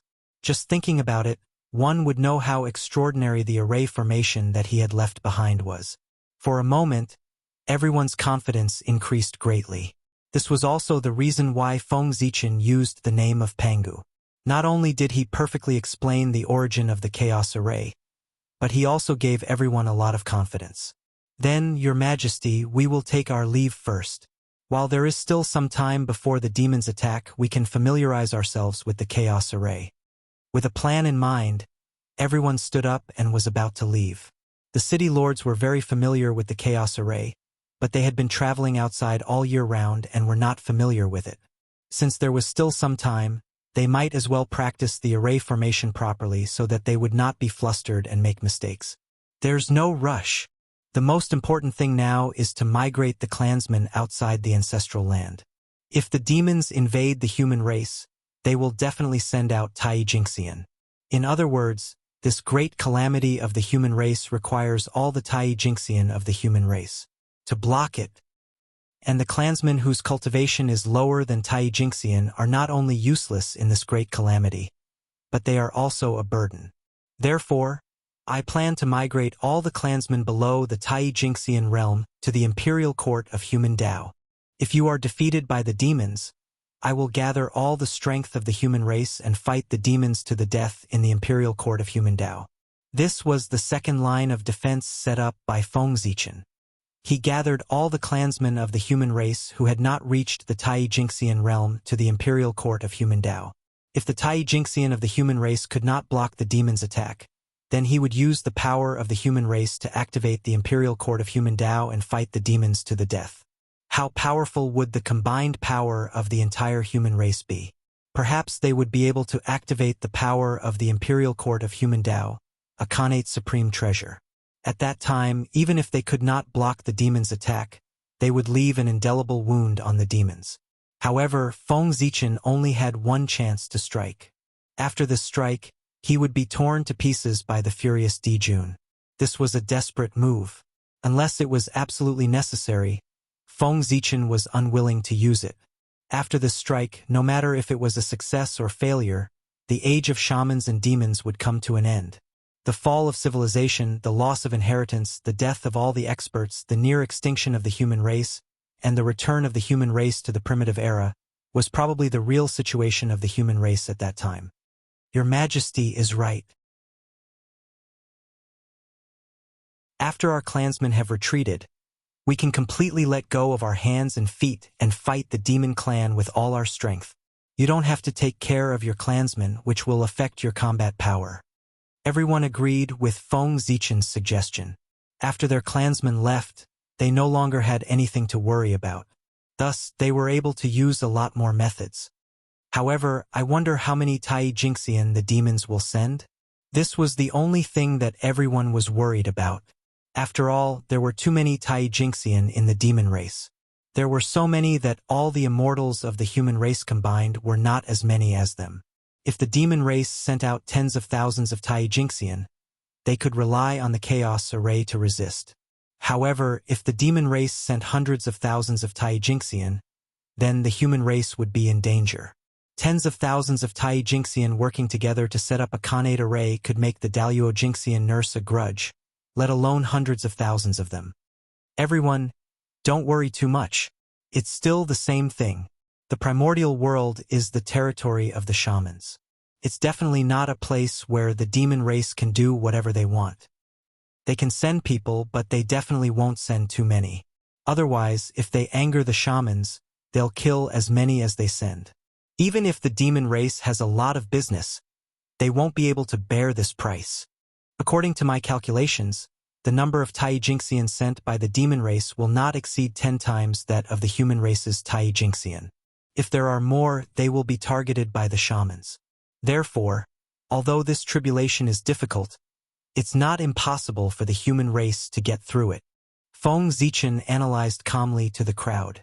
If hundreds of thousands of Tai Jinxian entered the primordial world aggressively, it was hard to say whether they would attack the human race or the shamans. After all, was it necessary to mobilize so many people to deal with a small human race? Therefore, the shamans would never allow hundreds of thousands of Tai Jinxian to enter the primordial world. The demon race would not be so stupid as to send so many demons over. Of course, if the demon race really sent so many demons over, the shamans would not mind killing them all. In this way, they could weaken the strength of the demon race. Why not? That's true. Although the difference of 10 times is huge, if we risk our lives, we might still have a chance. After Feng Zichen's analysis, everyone understood the key points. Although their expressions were still very serious, they were somewhat relieved. All right, the war is imminent. I won't keep you here. Go and prepare. However, before that, you can send your family members to the ancestral land. Seeing that everything had been arranged, Feng Zichen waved his hand and signaled for everyone to leave. However, before everyone left, he asked everyone to send their family members to the ancestral land. They were not kept as hostages, but to protect them. No matter what, the human race was a race created by goddess Nuwa. No matter how strong the demon race was, they had to leave her with dignity. They did not dare to do everything and completely destroy the human race. Therefore, the demon race would definitely leave a chance for the human race. And that chance of survival could only be the shore of the East Sea, the ancestral land of the human race. After all, there was a barrier set up by goddess Nuwa there. No matter how arrogant the demon race was, they did not dare to attack this place. Not every demon was Dijun and was not afraid of goddess Nuwa's revenge. Feng Zichen asked everyone to send their family members to the ancestral land to tell everyone. Even if the human Dao imperial court was broken through by the demon race and the human race suffered a destructive blow, their family members would still be fine and would still live well. This was to comfort their hearts. It was also a reward for them to protect the human race with their lives. The human race never mistreated those who had contributed. Your Majesty, the ancestral land has its own rules. How can it be broken because of us? Besides, the human race gave birth to me and raised me. We are willing to die for them. Your Majesty, why do you have to do this? Hearing this, everyone's expressions changed and they said anxiously. Many years ago, the human clan had set up a rule. Except for the first generation of the human clan and the golden immortals of the great all-embracing heaven, any human clan who had cultivated the immortal Tao was not allowed to stay in the ancestral land for long. Now, those who lived in the ancestral land, other than mortals who could not cultivate, were cultivators who had not cultivated the immortal Tao. Among them, most of them were young people, and these young people were the future of the human race. The reason why this rule was set was that they had no choice. The resources of the ancestral land were limited and could not support too many cultivators. As for sky immortals, mystic immortals, and golden immortals, how much Khanate Chi did these high-level cultivators need every day? It would not be long before the ancestral land was sucked dry. As for cultivators who had not cultivated the immortal Tao, the amount of Khanate Chi they could breathe in every day was limited. No matter how much they breathed in, the ancestral land could support it. There was no need to worry about being sucked dry. The amount of Khanate Chi that 1,000,000 young spirit cultivators breathed in a year could not compare to the amount that a Tai Jinxian could breathe in a day. The difference was so great. Therefore, the human race would not allow their clansmen who had cultivated the immortal Tao to stay in the ancestral land for long. But now, Feng Zichen had let everyone's relatives return to the ancestral land. It was obviously against the rules of the human race. One had to know that everyone present was a Tai Jinxian. It was nothing in the primordial world, but in the human race they were the upper echelons. Their relatives were not as powerful as them, but they were also mystic immortals and golden immortals. Obviously, they were not qualified to enter the ancestral land. However, Feng Zichen still did it. It was not an exaggeration to say that fighting with the demons was a close shave. After the Great Tribulation, it would be good if dozens of people could survive among the thousands of people present. Could be said that they were all prepared to die in the battle with the demons. Therefore, how could Feng Zichen let them be bitterly disappointed? At the very least, he had to leave a trace of their bloodline to prove that they had been to the primordial world before. There's no need to say more. I've made up my mind. You are all heroes of the human race. How can the human race let you bleed and cry? Feng Zichen waved his hand to interrupt everyone and said firmly, "Thank you, Your Majesty." Everyone hesitated for a moment. Their wills, which were not firm to begin with, were finally shaken.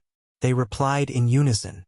Everyone had selfish motives, and they were no exception. They were willing to die for the human race, but they did not want their descendants and relatives to die in the hands of the demons like them. Could be said that Feng Zichen's order had struck a chord with them. It was only because of the rules of the human race that they subconsciously refused. However, since Feng Zichen was willing to break the rules for them, they would not insist on refusing. Okay, The future of the human race is entrusted to you. Standing up, Feng Zichen bowed to everyone and said, "In this battle, Daluo Jingxian of the demon race would not make a move. Therefore, he could not make a move. The allies of the human race could not make a move either. All the heavy responsibilities were on the shoulders of these Tai Jingxian. Whether they could resist the attack of the demons determined the future of the human race. Therefore, they shouldered the future of the human race. They deserved the respect of Feng Zichen and all the humans. This was the glory that they had exchanged with their lives. Your Majesty, take care. We are leaving." In the end, they said something to Feng Zichen and everyone left. The human race is finished. After everyone left, Feng Zichen was silent for a long time before he suddenly shouted sadly. His eyes were filled with tears that dripped down. As long as they blocked the attack of the demons, the human race would have a chance to breathe. The demons would only send out Tai Jingxian. Dijun would not make a move. How was this possible? All of this was a lie made up by Feng Zichen. It would not make them despair.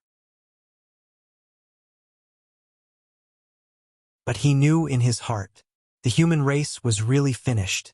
Even if Empress Nuwa made a move, she would not be able to save the human race. The demons would definitely destroy the human race. Because Feng Zichen discovered the reason why the demons would definitely destroy the human race. He, who came from the future, knew very well the reason why the demons slaughtered the human race. It was to refine the witch-killing sword. The witch-killing sword. As the name suggested, this was a witch-killing sword. It was specially used by Dijun to deal with the ancestral sorcerer. As everyone knew, the bodies of the 12 ancestral sorcerer were the best in the untainted land. They were even stronger than some innate spiritual treasures. Apart from the top innate spiritual treasures and innate supreme treasures, there were almost no weapons in the untainted land that could hurt their bodies. Ordinary innate spiritual treasures could not even leave a white mark on their bodies. Among the demons, only the Bell of Chaos of the Eastern Emperor Tai could cause fatal damage to the bodies of the ancestral sorcerer. The rest of the innate spiritual treasures could only be said to be better than nothing. This was also what troubled Dijun. If the 12 ancestral sorcerer did not have such a strong body, they would have been defeated by him one by one. However, the witch-killing sword was different. This divine sword was refined from the flesh and blood of countless clansmen of the human race. It had a strong restraining effect on the bodies of the ancestral sorcerer. The body of the ancestral sorcerer, which was comparable to an innate spiritual treasure, was like a piece of paper in front of the witch-killing sword. It would simply shatter with a touch. Since he knew this, Feng Zichen naturally had to find the reason. Why did the divine sword refined from the flesh and blood of the human race have such a strong restraining effect on the ancestral sorcerer? As long as he figured this out and avoided it, he might be able to avoid the disaster of the human race. Feng Zichen studied for a long time but did not find out why the blood of the human race could restrain the body of the ancestral sorcerer. However, not long after he became the great Taoist priest, he suddenly understood. With the support of the myriad Tao, he finally found the reason why the blood of the human race could restrain the body of the ancestral sorcerer. However, it was this discovery that made him feel desperate. He believed that the demon race would never let the human race go. In itself, the blood of the human race did not have the power to restrain the body of the ancestral sorcerer. However, the human race was a race created by the Nuwa. In the process of creation, the Nuwa integrated her own essence and blood into the human race. This was the reason why the blood of the human race could restrain the body of the ancestral sorcerer. The blood of a saint was extraordinary. It was the essence of creation, the source of heaven and earth, and carried the power of the way of heaven. No matter how strong the body of the ancestral sorcerer was, how could it withstand the power of the way of heaven? In addition, the way of heaven wanted to kill the ancestral sorcerer. Their bodies naturally could not withstand the sharpness of the witch-slaughtering sword. It was normal for them to die. When the demons discovered this, they would definitely attack the human race. That was because the saints did not dare to provoke them, but the human race could. After all, the human race was too weak. Could the demons discover it? They would definitely do so. That was because even if the demons could not discover it, the way of heaven would definitely let them discover it. The way of heaven would definitely not miss such an opportunity to weaken the strength of the Lich. And among them, the human race was just a sacrifice. No one would care. The Nuwa bloodline had been passed down from generation to generation in the human race. It had long become extremely thin. It was definitely not enough to refine the witch-slaughtering sword. Fortunately, there were enough humans. If the quality was not enough, the quantity would make up for it. Slaughtering the entire human race would definitely be able to gather the Nuwa bloodline needed to refine the witch-slaughtering sword. That was the reason why the demons slaughtered humans. As for whether this would offend the Nuwa, it was not important. To the demons, destroying the witch race was the most important thing. For this, they would not hesitate to pay any price. So what if he offended a weak saint? Hee. How ironic. What a great irony. The Nuwa bloodline that the human race is most proud of has actually become the human race's greatest death sentence. Simply laughable. In the middle of the hall, Feng Zichen sat there paralyzed and laughed self-deprecatingly.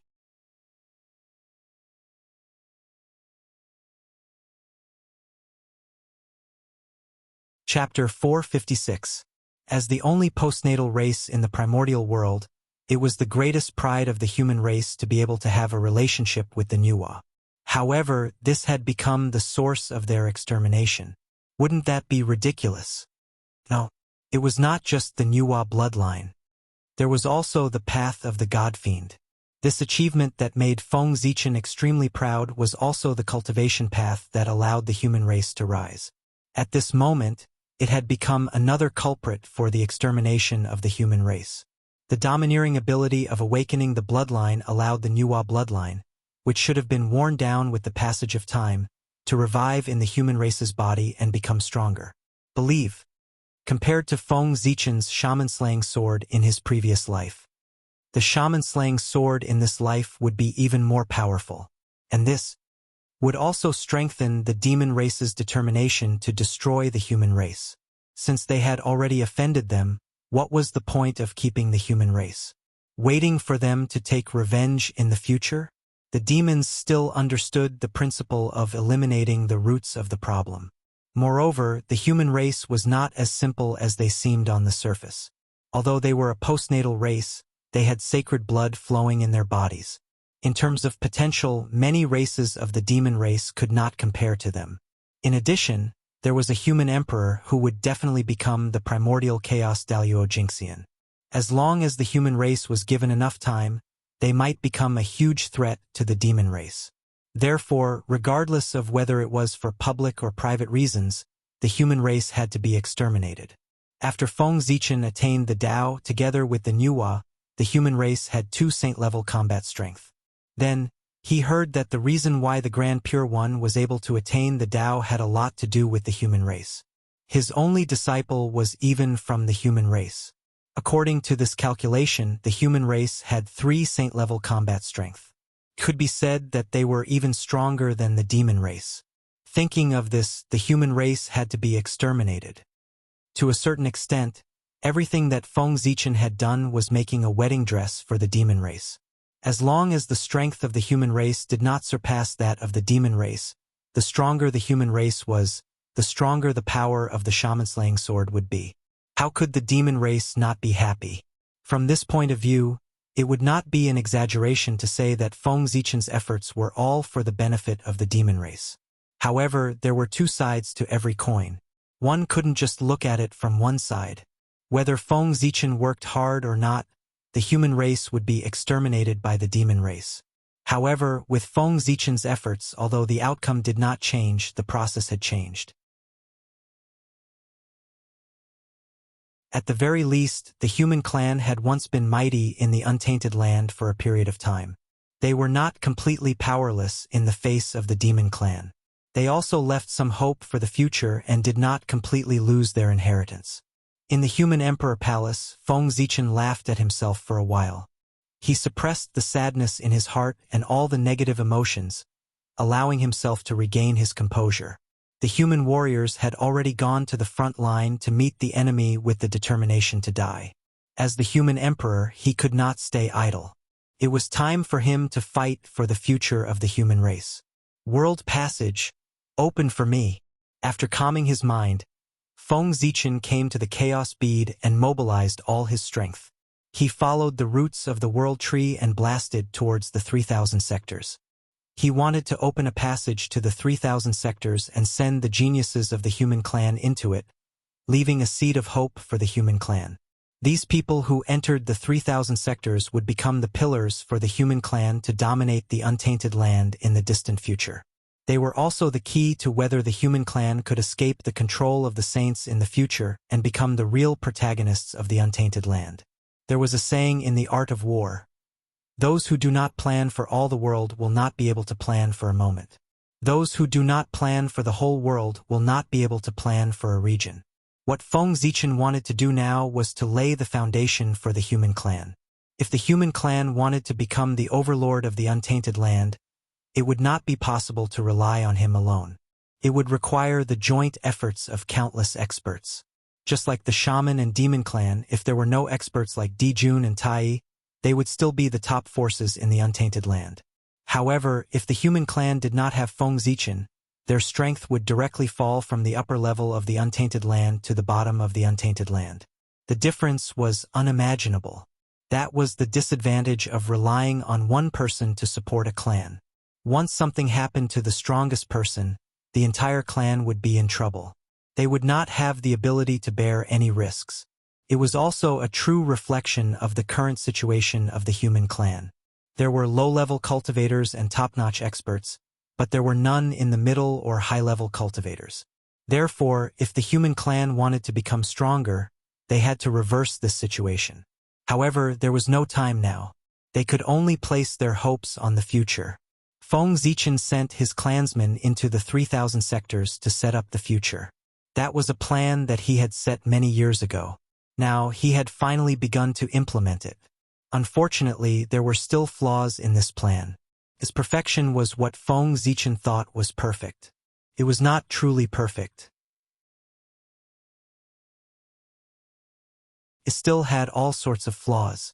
However, Feng Zichen could not discover them. There was a limit to an individual's wisdom.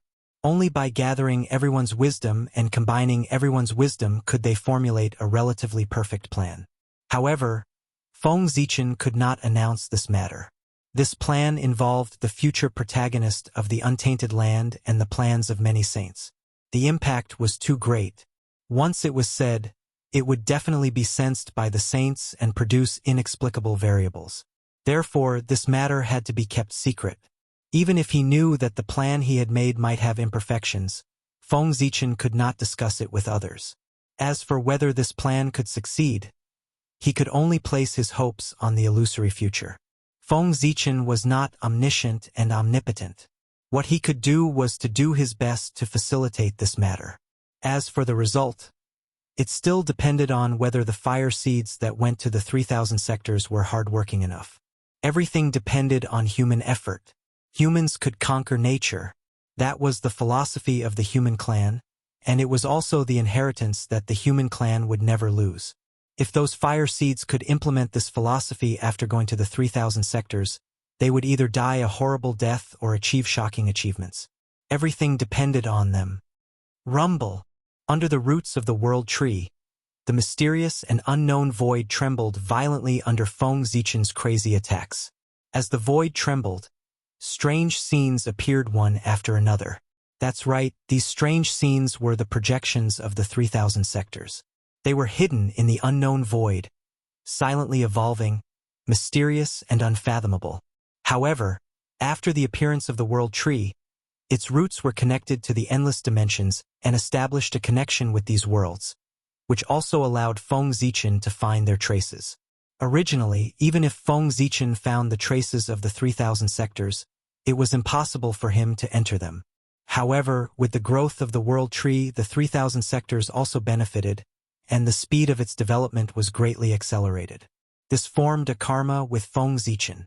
With this karma, Feng Zichen could send some people into the 3,000 sectors.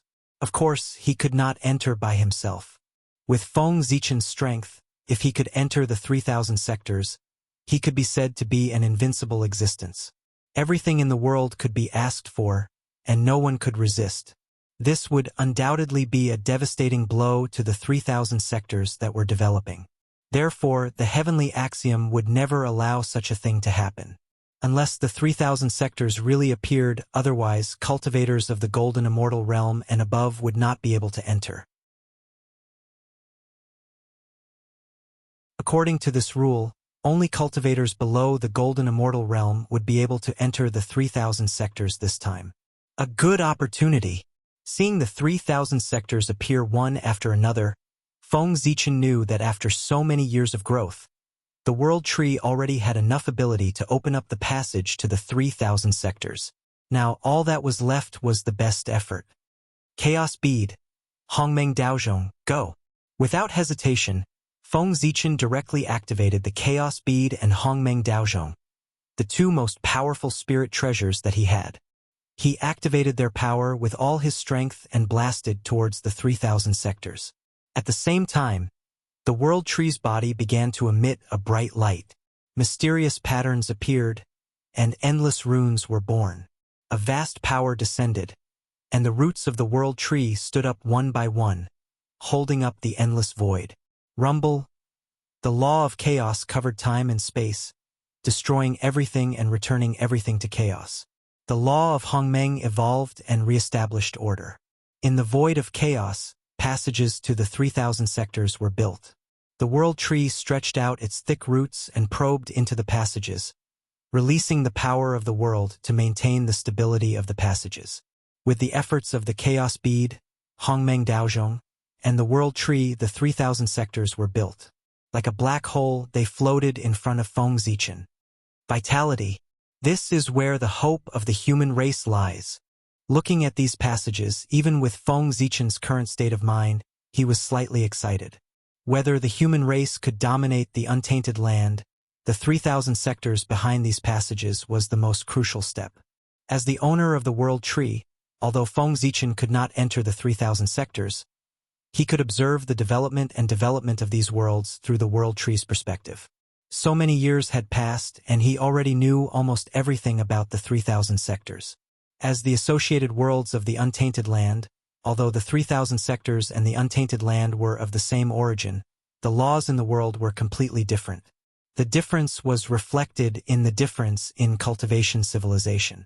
For example, the cultivation civilization of magic, fighting energy, chi, martial soul, and so on was completely different from the untainted land. These civilizations did not belong to the immortal path, nor did they belong to the demonic path, nor was it the Tao of the Archean era. This was the Tao of the Chaos Demon God. After the 3,000 Chaos Demon Gods were killed by Pangu, most of their origins were integrated into the new untainted land, creating the current glory of the untainted land. However, there was also a small part of the origins that did not integrate into the untainted land.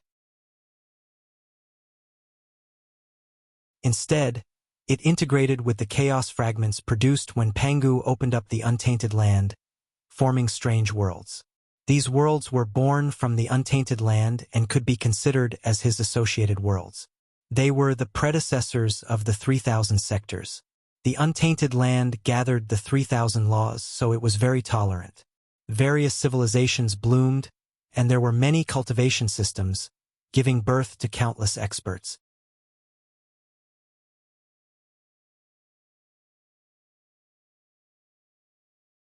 Chapter 457. Among them, there were two supreme great Taos, the immortal Tao and the demonic Tao. But the 3,000 sectors were different. Each sector corresponded to a chaos fiend god, and it was the embodiment of their Tao. This was a world that the great Tao could not bear to see the chaos fiend god's inheritance being lost. Of course, this was also a backup plan left by the great Tao for the resurrection of the chaos fiend god. After these worlds were developed to a certain extent, the Chaos Fiend God could use this to return and save countless years of recovery time. He could return to his peak state in one step. He might even go further. After all, he was the son of the Great Tao, the most noble existence in the chaos, and he had the protection of the Great Tao. How could the great Tao watch them die? It would definitely arrange a way out for them. Speaking of which, this plan was inspired by Pangu when he opened up the primordial world. Pangu opened up the primordial world to verify his own great Tao in order to break through to a higher realm. When the great Tao saw this, it copied and used this method on the Chaos Fiend God to leave a way out for them. It had to be said that the great Tao was really sloppy. However, the Chaos Fiend God had died, and most of his origin had been devoured by the primordial world, becoming resources for Pangu's advancement. Only a part of the origin was left to evolve the world, and its potential was limited. It was far from reaching the achievements of the primordial world. Therefore, the Chaos Fiend God might be able to recover because of this, but he would never be able to reach the achievements of Pangu. His innate conditions were too poor. Moreover, the 3,000 sectors were born from the Chaos Fiend God's Tao. Their attributes were relatively monotonous, and the civilizations born were relatively monotonous. They were far from the brilliance and glory of the primordial world. Of course, monotonous also had its advantages. At the end of a Tao, the cultivation civilization born would also have its own characteristics. The Western myths and legends that Feng Zichen heard of in the future, magic, battle chi, angels, Mount Olympus, and so on, all originated from these sectors. There were 3,000 worlds, 3,000 different Taos, countless cultivation civilizations, and all kinds of strange races. Each had their own characteristics. Could be said that there was nothing you couldn't find. Among them, there was no lack of worlds similar to the primordial world. It was like a projection of the primordial world, but its strength was countless times weaker and unusually magical. Refine. Collecting his thoughts, Feng Zichen cast his magical power and ignited the fire of yin and yang. He took out pieces of chaos stones he found in the chaos outside the realm and refined them into ancient portals, fusing them with the void passage floating in front of him. In the blink of an eye, several years had passed. 3,000 ancient and profound doors stood in front of Feng Zichen. This was a realm gate. As the name suggests, this was the gateway to the great wide world. After all, the void passage was not very stable. It was safer to turn them into reality. Furthermore, refining the door was equivalent to locking onto the location of the Great Thousand Realms. It was useless now. However, when the great wide world opened up in the future, it would be very useful. It would be equivalent to taking the initiative in advance. One step ahead, every step ahead. There were many benefits to this. Go! Feng Zichen swung his sleeve. The void trembled and a turbulent current appeared. It carried the 3,000 world gates and arrived at a top-level grotto heaven. It was Zichen's grotto heaven. Rumble. The world gates descended from the sky and fell into Zichen's grotto heaven. They disappeared into the void. The passage to the 3,000 great wide worlds was ready. However, choosing who to enter had always been a headache for Feng Zichen. It was unfair no matter who he chose. Originally, he had planned to choose the human prodigy to enter the great wide world. After all, the better the talent, the greater the achievements. It was safer to choose the prodigy to enter. Although this was unfair, the world was like this. There was no fairness. Moreover, it was customary to give preferential treatment to the talented clansmen. It was the same for all the clans in the primordial world. There was nothing unfair about it. It would be problematic if he did not do so. However, at the last moment, Feng Zichen changed his mind. Would the prodigy that he thought of still be a prodigy after leaving the primordial world? Moreover, would the prodigy of the primordial world not be acclimatized after going to the great wide world? Of course, these were all Feng Zichen's random thoughts. It was unknown if they were true or not. What really made him change his mind was that he suddenly thought of a problem. The reason why a prodigy was not only because of his extraordinary talent, but also because of his amazing luck. What was a prodigy? Prodigy. Such people were born with the favor of heaven and earth. They had extraordinary talent and luck that made others jealous. To others, encountering treasures while out in the open, misfortune turning into fortune, and so on, these were rare fortuitous encounters. But to the heavens chosen, these were common occurrences. Otherwise, how could they live up to the title of a prodigy? That was the problem. Their luck was given to them by the primordial world. However, if they left the primordial world and went to the great wide world, who knew if they would still have this luck? If they did, it would be a happy ending.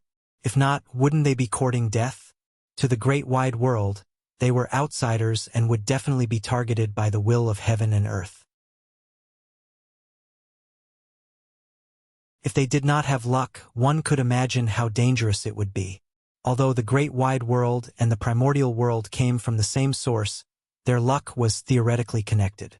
But now, the 3,000 great wide worlds were not connected to the primordial world, right? Each of them formed their own system and might not recognize the luck of the primordial world. Moreover, to put it bluntly, prodigies were only favored by a wisp of the will of heaven and earth. They might have great potential in a small place, but in the entire primordial world, they were nothing. That was because the main character of this world would always be the Khanate godfiends. They were the existences that were truly favored by the heavenly Tao. No matter how strong a prodigy was, he could not compare to a Khanate godfiend. If a Khanate godfiend went to the great wide world, he would definitely be protected by the heavenly Tao. However, a prodigy might not be so. He had to wait until the passage between the primordial world and the great wide world was completely opened and connected. Only then could a prodigy enjoy the same treatment as the primordial world in the great wide world. Thinking of this, Feng Zichen hesitated.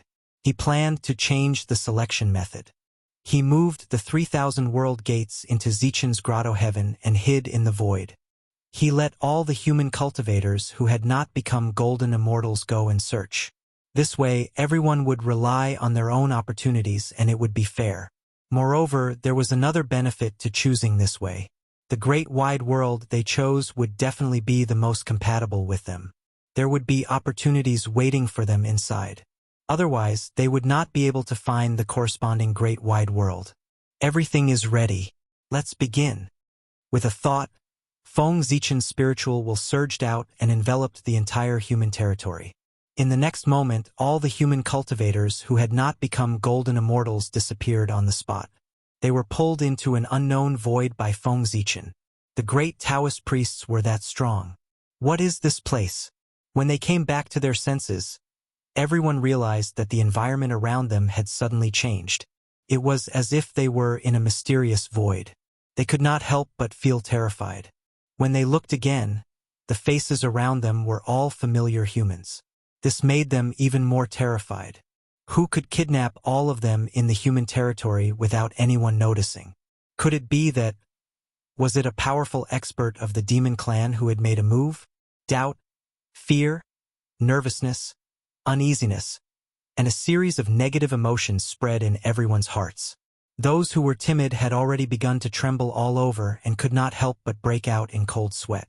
There were even some who knelt on the ground and begged for mercy. It was simply a disgrace to the human clan. Of course, there were also some who performed well. After the initial doubt and fear, they immediately calmed down and secretly looked around to find an opportunity to escape. They were promising talents. Feng Zichen did not appear. Instead, he watched all of this coldly. When he saw those who were nervous, he was expressionless. When he saw those who knelt on the ground and begged for mercy, he showed a look of disgust. When he saw those who calmly analyzed, he secretly nodded and was very satisfied. In just a moment, he had seen the performance of everyone present. Then, he waved his hand and sent those nervous clansmen back to their original place. If one wanted to become an expert, one had to have a strong Tao heart. If one did not have it, no matter how talented one was, one's achievements would be limited. Obviously, these people were not qualified and had been filtered out by Feng Zichen. After all, there were too many human cultivators below the golden immortal realm. There were so many that Zichen's grotto heaven could not accommodate them. If he did not eliminate a batch in advance and let them try batch by batch, he did not know how much time it would take. After that, Feng Zichen waved his hand again and sent those clansmen who knelt on the ground and begged for mercy to the hunting team. It was considered to be giving them a last chance. In order to train his clansmen, Feng Zichen attracted many ferocious beasts in the human territory. Now that the human clan was facing the calamity of extermination, in order to maintain stability, he had to eliminate all unstable factors. Naturally, these ferocious beasts could not be left alive. Everyone made mistakes. This time, Feng Zichen chose to forgive them, but he could not let them have an easy time. Hunting the ferocious beasts was their punishment. Feng Zichen had already ordered that no one was allowed to help them and let them hunt the ferocious beasts with their own abilities. If they could survive, they would become qualified human warriors. If they could not survive, they could only blame their bad luck. What could they do about it? All of you are good. After sending away the two groups of people with a flip of his hand, Feng Zichen said to the remaining people. At this time, those who could still stay here were all people with a firm Tao heart and extraordinary wisdom. When faced with sudden danger, they would not panic. Instead, they could quickly calm down. Only such people could live for a long time in troubled times. This was also the reason why Feng Zichen asked them to stay. "Greetings, Your Majesty," a familiar voice rang out. Everyone instantly recognized the origin of the person who spoke and hurriedly bowed. The human emperor, the supreme ruler of the human clan. "No need for formalities. I called you here today because I have an opportunity for you." Feng Zichen stretched out his hand and lifted everyone up. He glanced at them and said lightly,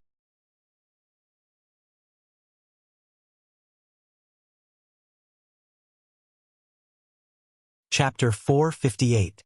Opportunity. Hearing this, everyone could not help but feel a little excited. With the status of the human emperor, how extraordinary would it be to say that it was an opportunity? Perhaps whether they could prove their Tao in the future would depend on this opportunity. Thinking of this, everyone cheered up. They bowed to Feng Zichen again and said in unison, "Your Majesty, please tell us what to do." After that, they did not get up and looked at Feng Zichen eagerly, waiting for him to give them the opportunity. Seeing this scene, Feng Zichen could not help but laugh and sigh. Unknowingly, he had become an existence that all living beings looked up to. Any random action of his could change the fate of countless people.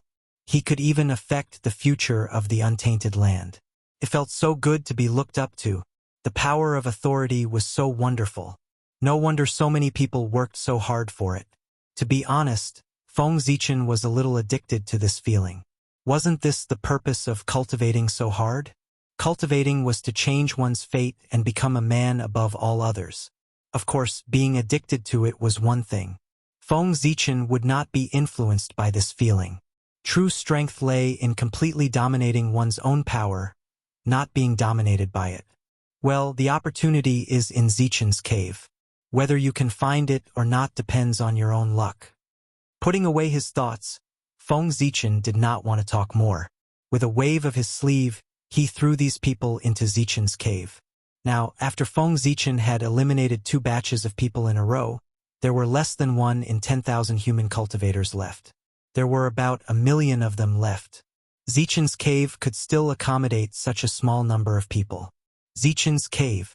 Rays of clear light descended from the sky and turned into human figures. They stood in the void and looked around curiously. Zichen's cave was not unfamiliar to them. Or rather, it should be said that all humans were familiar with it. Because all humans had to come to Zichen's cave to cultivate for a period of time before they became immortals. This was a tradition of the human race. Because they were familiar with Zichen's grotto heaven, these people were the most familiar with what kind of opportunities there were. The greatest opportunity in this place was the center of the grotto heaven, the 5 elements creation pool on Ziwei Mountain. Legend has it that the 5 elements creation pool was set up by the human sovereign when he was young. It was born at the same time as Zichen's grotto heaven and was favored by the heavenly Tao. Once it was born, it was a high-grade Khanate merit spiritual treasure, a precious treasure of the celestial demon Tao. Of course, top grade was a thing of the past. After so many years of development, the path of the gods and devils had become more and more prosperous. Correspondingly, the 5 elements creation pool had also improved along with it. It had long become a supreme grade Khanate merit spirit treasure, and its power had increased greatly. The offensive power of the five elements creation pool was not very strong. It was a supportive connate numinous treasure that could continuously produce creation spirit liquid to cleanse the meridians of humans, improve their physique, and enhance their talent. The five elements creation pool had contributed greatly to the human race's success today. It had created countless geniuses for the human race. Moreover, this was not the most important thing about the five elements creation pool. Its greatest use was to help one go against the connate heavens and become a connate god-fiend. This was a heaven-defying opportunity. Just this point alone had saved one countless years of bitter cultivation. The five elements creation pool was located on Ziwei Mountain. It could receive chaos yuan qi from above, draw upon the heavenly cycle-stellar force from the middle, and absorb earth vein qi from below. Just like that, millions of years had passed and countless fortunes had been accumulated. Even an ordinary person could become a connate life form after soaking in the creation pool. If all of this was used to help one person, it would not be difficult to transform them into a connate god-fiend. It should be noted that humans usually used the creation spiritual liquid by the drop. It was impossible for them to soak in the pool. However, the situation was different now. The human race was about to be wiped out. There was no point in keeping these things. It was better to use them to strengthen the human race than to leave them here to collect dust. Everyone had obviously thought of this. After some thought, they all flew towards Ziwei Mountain. Unfortunately, Ziwei Mountain was not so easy to climb. The higher one went, the greater the pressure. Only the strongest could reach the top. After all, there was only one opportunity to become a connate god-fiend. There were hundreds of thousands of people who had come to try their luck. Of course, they would choose the best. However, the opportunities in Zichen's grotto heaven were not limited to the five elements creation pool. This time, Feng Zichen had put in a lot of effort. He took out all his treasures and placed them in Ziwei grotto heaven as their opportunity this time. Feng Zichen was even prepared to take out the star tree. In the past, it was to guard against the demon race. Now that the demon race had come knocking on their door, there was no point in hiding it anymore. It would be good to take it out to increase the strength of the human race. The connection between the primordial world and the upper-class world had yet to be established, so the number of people who could enter was limited. There were nearly 1 million people present, so it was impossible for everyone to have a chance to enter. According to Feng Zichen's calculations, the number of people who would enter the upper-class world should not exceed 1 yuan, which was 129,600 people. In other words, there were nearly 800,000 to 900,000 people who would not be selected by the upper-class world. Of course, Feng Zichen would not let these people make a wasted trip. The opportunities in Zichen's grotto heaven were prepared for them. Moreover, the dangers of the upper-class world were unknown. Those who went to the upper-class world could also benefit from this opportunity and increase their chances of survival. In the Great Calamity, every bit of strength increased would increase their chances of survival. In the blink of an eye, 100 years had passed.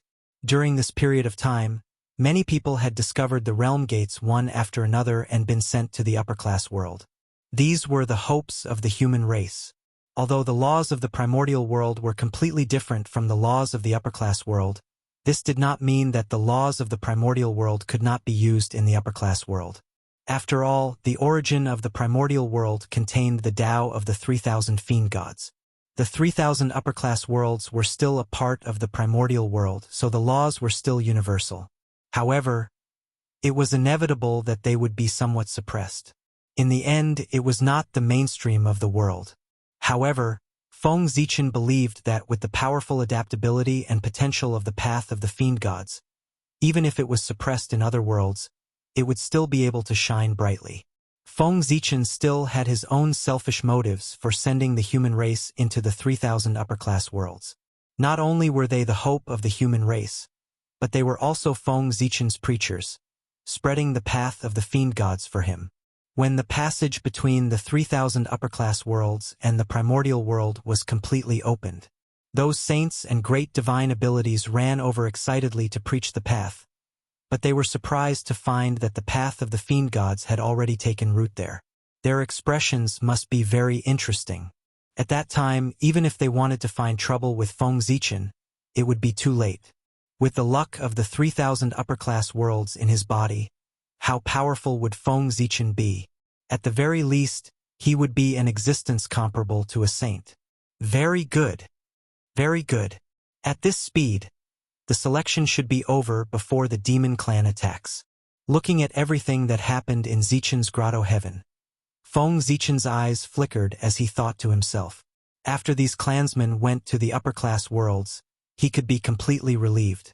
The human race still had a fire seed in the world, so he could fight the demon clan without any worries. After another 300 years, Feng Zichen estimated that more than 100,000 people had entered the 3,000 upper-class worlds. They would soon reach the limit that the upper-class worlds could accommodate the number of yuan. Seeing this, Feng Zichen was completely relieved. The torch plan was considered a success. That's right, Feng Zichen named this plan the torch plan. The spirit of humanity was passed down by the torch. The torch was the symbol of the human race. These clansmen who left were the future hope of the human race. They would carry the torch and spread the glory of the human race to the 3,000 upper-class worlds. It's almost over. Retracting his gaze from the realm gate, Feng Zichen looked at the people who had not entered the upper-class worlds. They were actually not bad. However, they were born in the wrong era and had to be buried with the human race. Feng Zichen was not sure if these people could survive. The only thing he could do was to keep these people in Zichen's grotto heaven.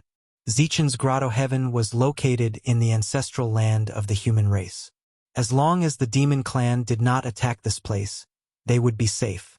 However, if the demon clan was heartbroken and did not care about Nuwa at all and attacked this place forcefully, Feng Zichen would not be able to do anything. Feng Zichen could not bear for them to die. In terms of talent, these people were not inferior to the clansmen who had entered the upper-class worlds.